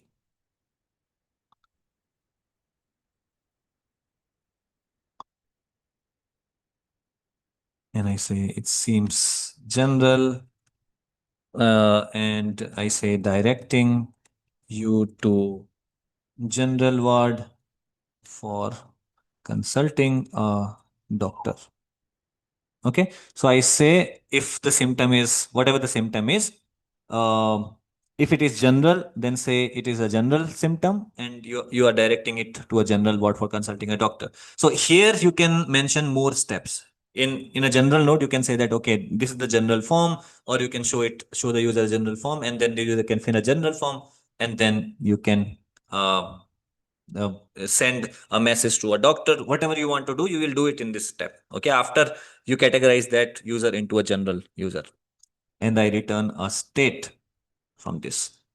Okay, similarly I will define a emergency node, which will take in this state, which is a dictionary, and it points to a dictionary, and the state will return a answer, which we say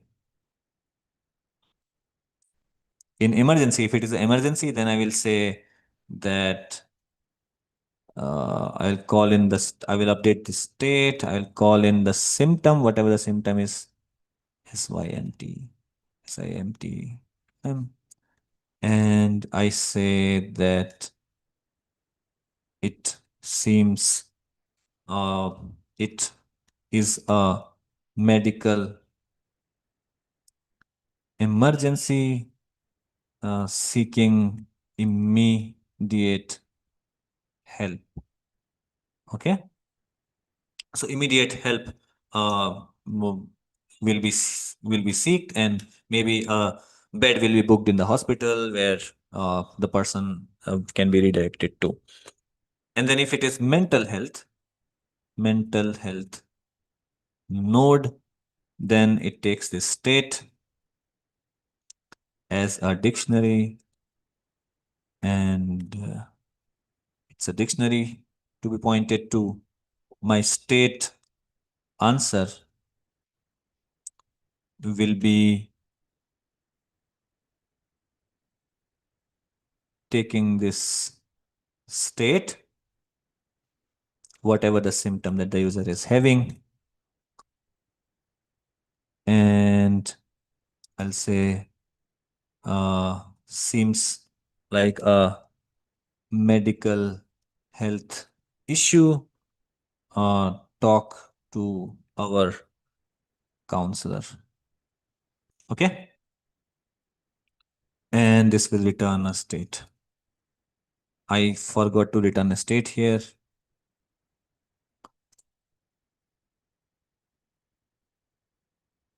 All right, so basically I'm defining all these three nodes. So I am saying in general, say that it's a general issue. I'm sending you to a general ward. If it's an emergency, I'm seeking immediate help. If it's a medical health, then I'm seeking. If it's a mental health, then I'm seeking a consultation to a counselor. So we say that talk to our counselor.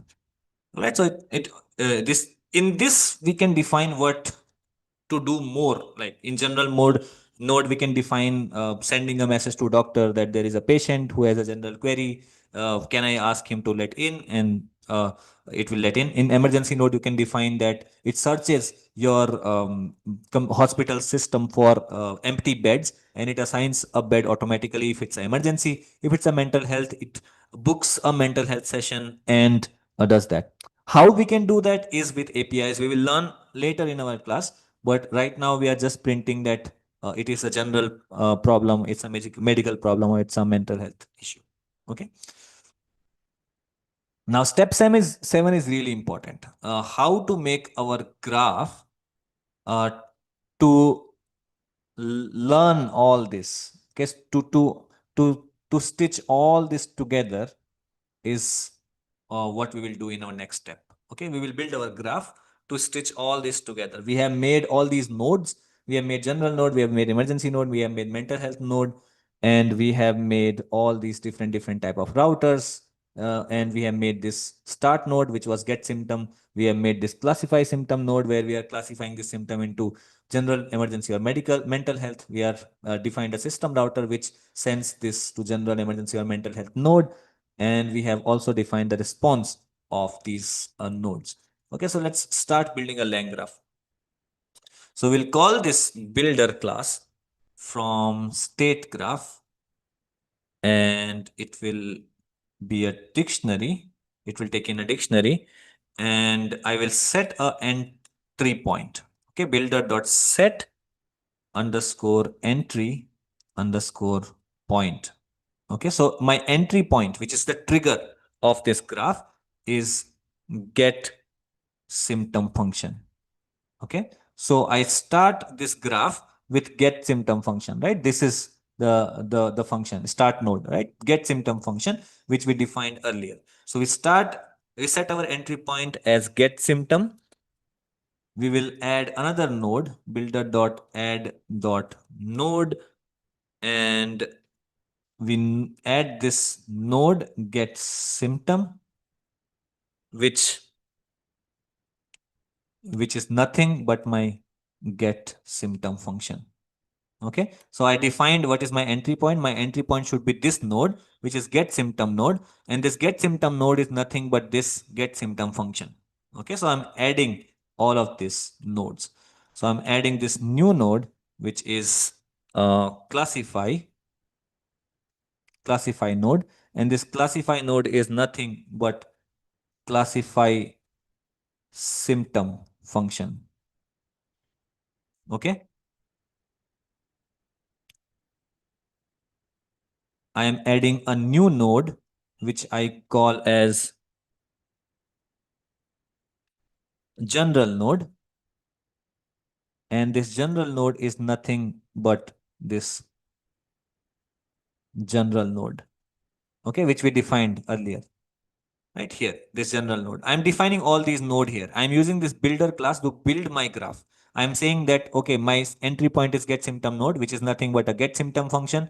My classify is a classify node, which is nothing but a classify symptom function. My general node is nothing but a general node. My emergency node is my emergency node. I'm calling that as emergency, and builder.add.node, my mental underscore health node is mental underscore health underscore node. Okay, so I'm naming these nodes as classify node, general node, emergency node, mental health node, and get symptom node, okay, which are nothing but these functions. Now, after defining my nodes, here is why when I define the nodes, I will now define my edges from one node to other node. Okay. So I will build these edges. So I defined these nodes now. This, this. Okay. We are yet to define this, and this is a conditional node. I will talk about this later. So I've defined these 5 nodes, and now we are defining these edges, connections between these nodes. Okay. So builder.add underscore edge is the function, and the first edge that I am defining is from get symptom node to classify node. Okay, why? From first node, get symptom node, I have this edge, this line, right? This connects to classify node. So get symptom node is connected to classify node. So I will write it like this. Add an edge from get symptom node to classify node, right? And the next edge is a conditional edge. Okay, so why? conditional edge? Because this is a conditional edge. This only gets triggered when there is a condition. If the classify is general, go to general. If the classify is emergency, go to emergency. If the classify is mental health, go to mental health, right? So this is a conditional edge, and this goes from classify edge to this symptom router, which we made earlier, right? So we made symptom router here,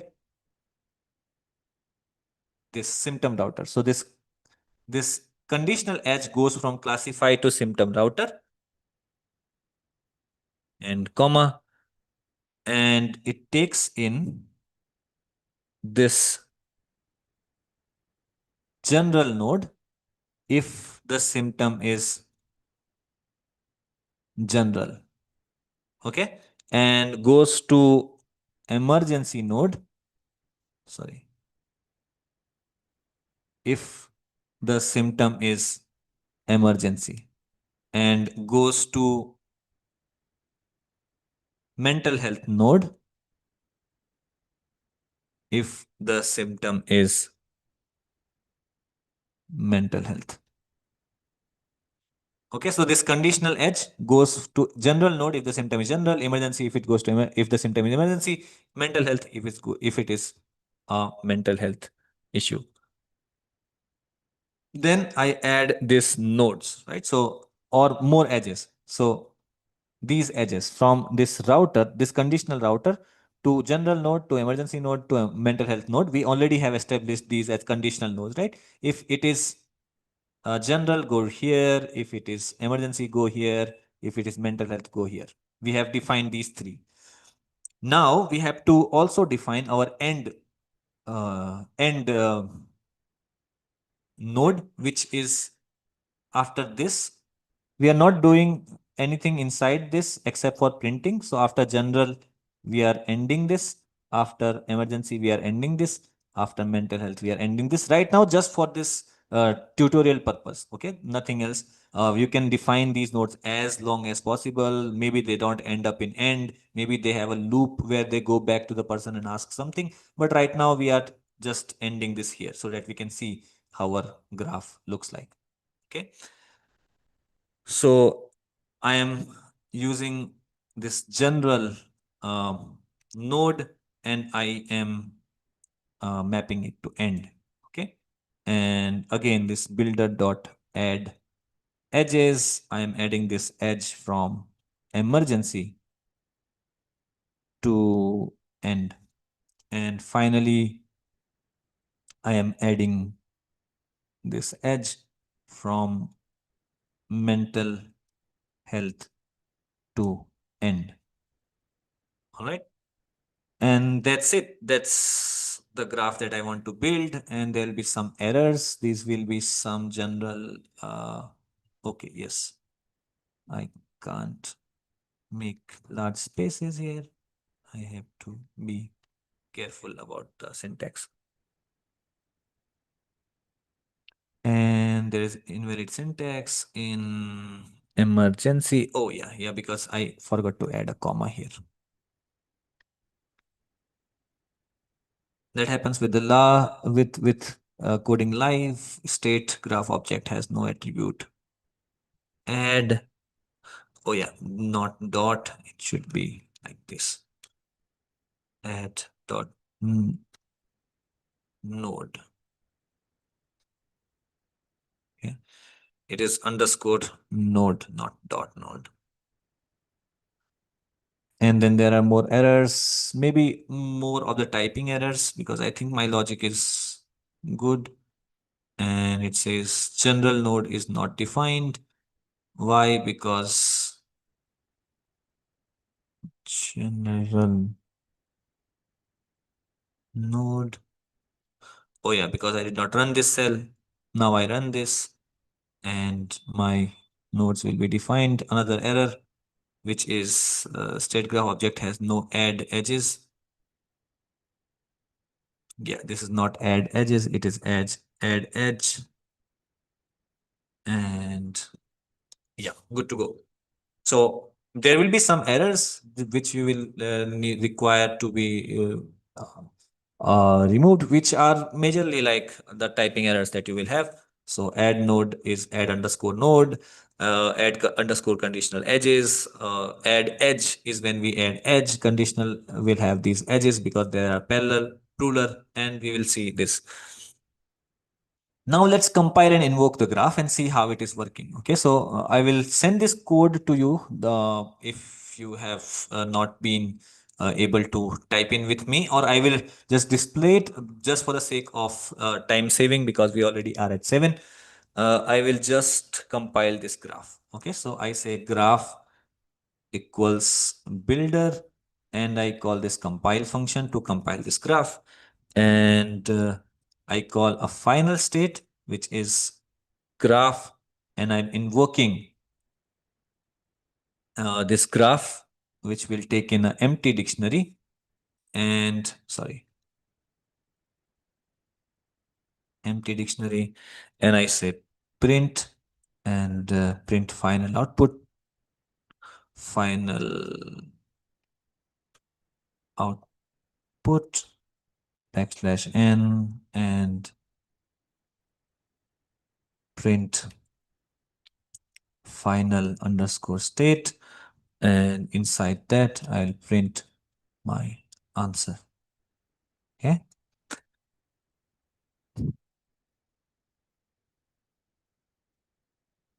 and I see that I have some errors.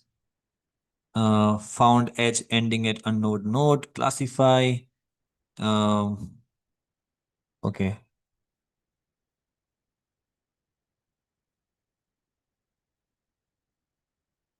So get symptom goes to classify, and this is small, and that's why the error was there because there was no node as classify with capital C.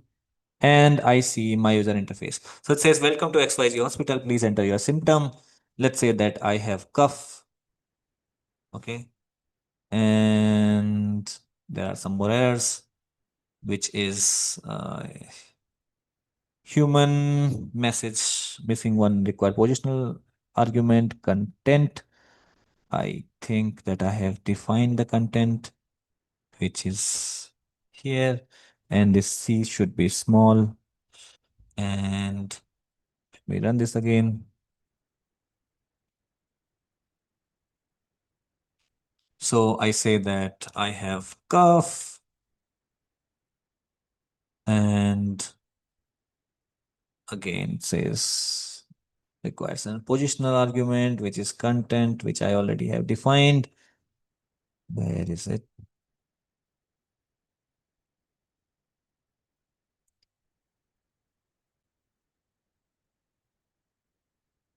Yes. So human message content equals prompt, which is good. Maybe I will have to run the whole code again.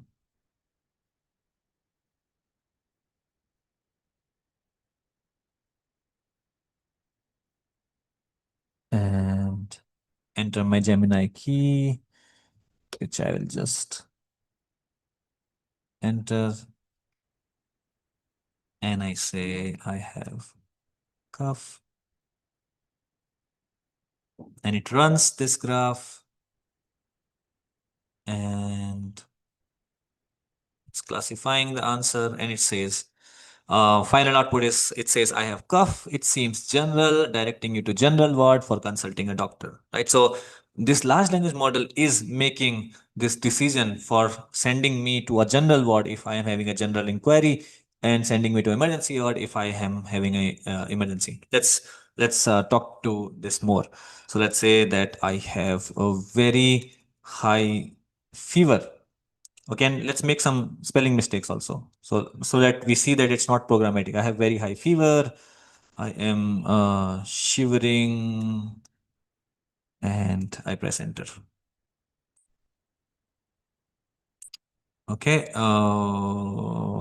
there are some errors. Oh yes. It says resource has been exhausted. I don't think my resource is exhausted. I say I have high fever. Okay, it is asking me to check quota. I don't think my key is expired. Maybe it is. Um, Let me get another key.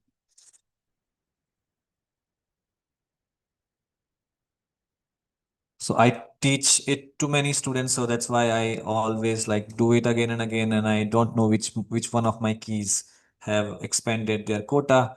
So I'll just check and get me another key.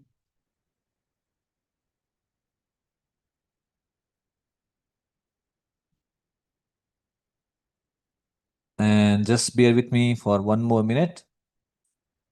And I get this key in, let's say this, create key. Copy this and run all.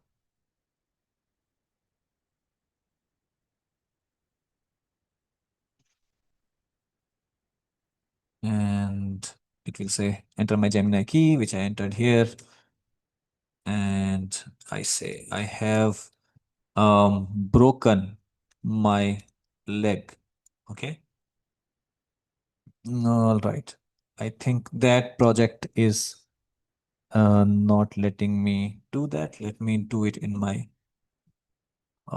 college account.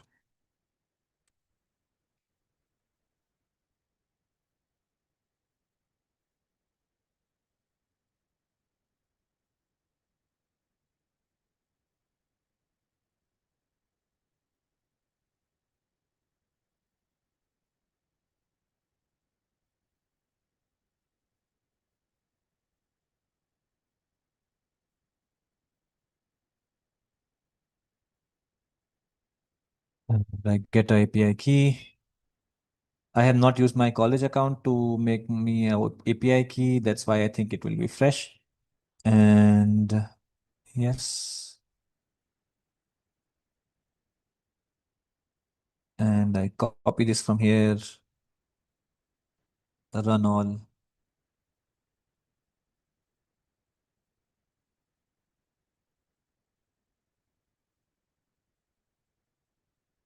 And I input my API key. And I say, I have broken my leg.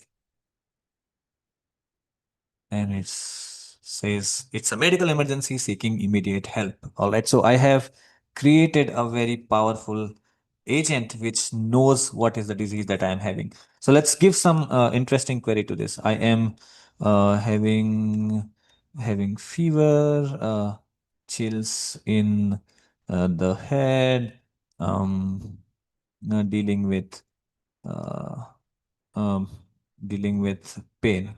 Okay. All right, it only just lets me use 420 mine resource have been exhausted. Why is it saying check quota? Because I only used it once.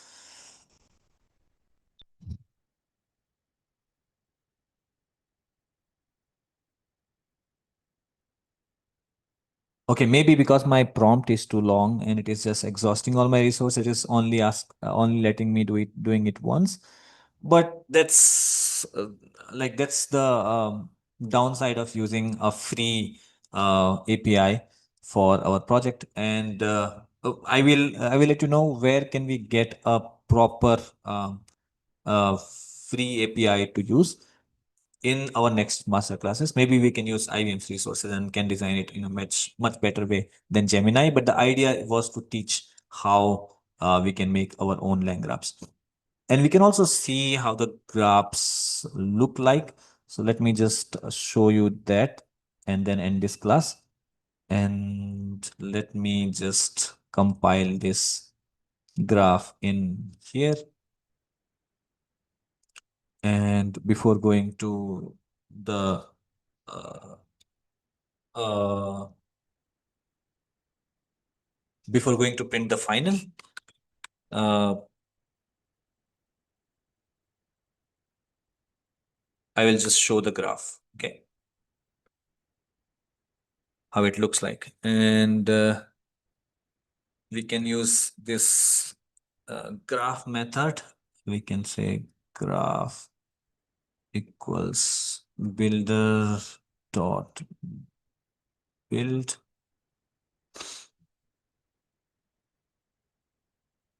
or dot graph. So I'll have to check what is the function for displaying our graph, but there is a function which is not coming into my mind right now. Hmm.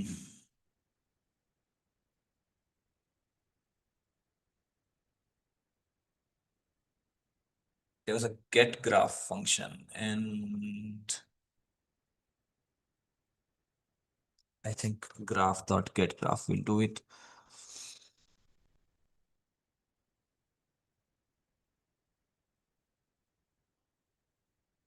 Yes.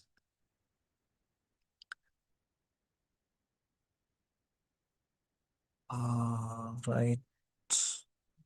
There is a get graph function, but graph. You'll have to store this value somewhere, right? So let's call that mermaid graph, or just let's call it and then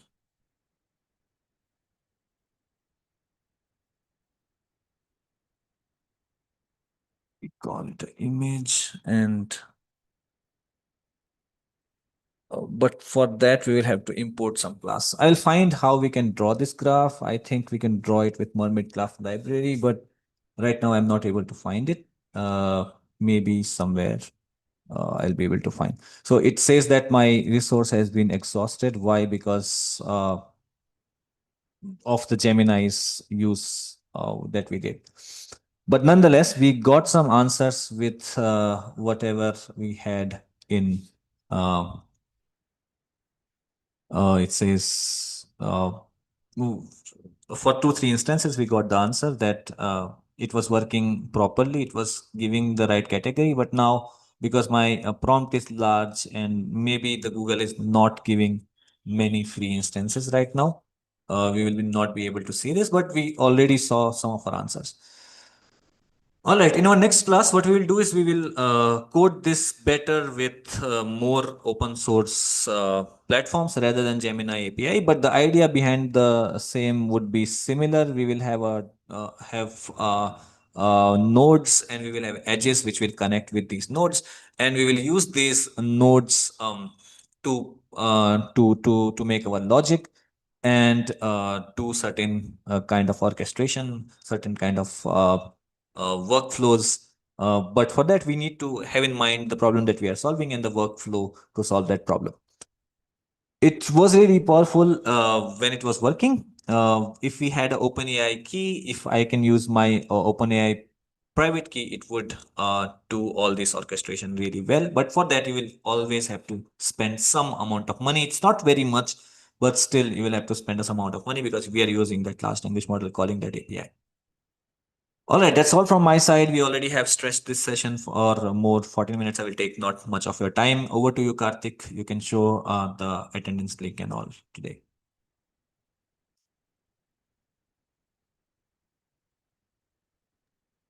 All right. Thank you very much, Amit. That was a long but very informative session. Okay, guys, so we are back to this. And so a lot of students have been asking me about the IBM Cloud domain IDs. So let's start with that. So as I have already mentioned that all the submissions for the certificates, the final completion certificates, the submission form is open today and it will be closed tomorrow. So we will be waiting for all the submissions today, and all those who will be submitting the completion certificate will be receiving the domain IDs this week. So make sure that you do submit, all the participants submit their certificate, final completion certificate this week. And I hope you remember the process that we talked about in the beginning about completing your courses and accepting the certificate on Credly.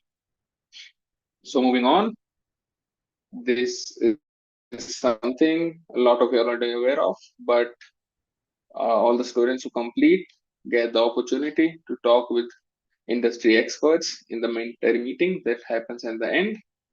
And not just that, if you claim your badge, you have the opportunity to compete with students from across the country.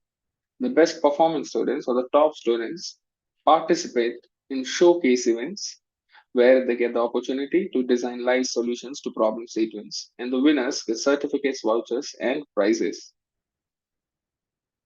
So once again, for any queries that you face, if you have any queries that you faced till now, or the queries that you might face as we go along in this program, please use this query form link, the QR code on the right of its screen, to report any queries to us. And of course, we would request the team leaders to collect the queries from their team and submit the queries from the team's behalf. And please be patient, wait for some time as we respond to the queries. And if at all any queries still remain, you can email it to us at support@sbcsrbox.com. So moving on, a very important announcement for the team leaders. So of course, team leaders have to make sure that they work well, making sure that team members complete and submit their deliverables on time. And as I have already announced that this week, all the people who submit their deliverables by today, submit their final certificate by today, will be receiving their domain IDs and password to register on IBM Cloud. So all the team leaders make sure that happens. And we already talked about the query form. So the fourth point is the important announcement. So team leaders, buckle up. We have the first meeting this Friday, that is 18th of July 2025.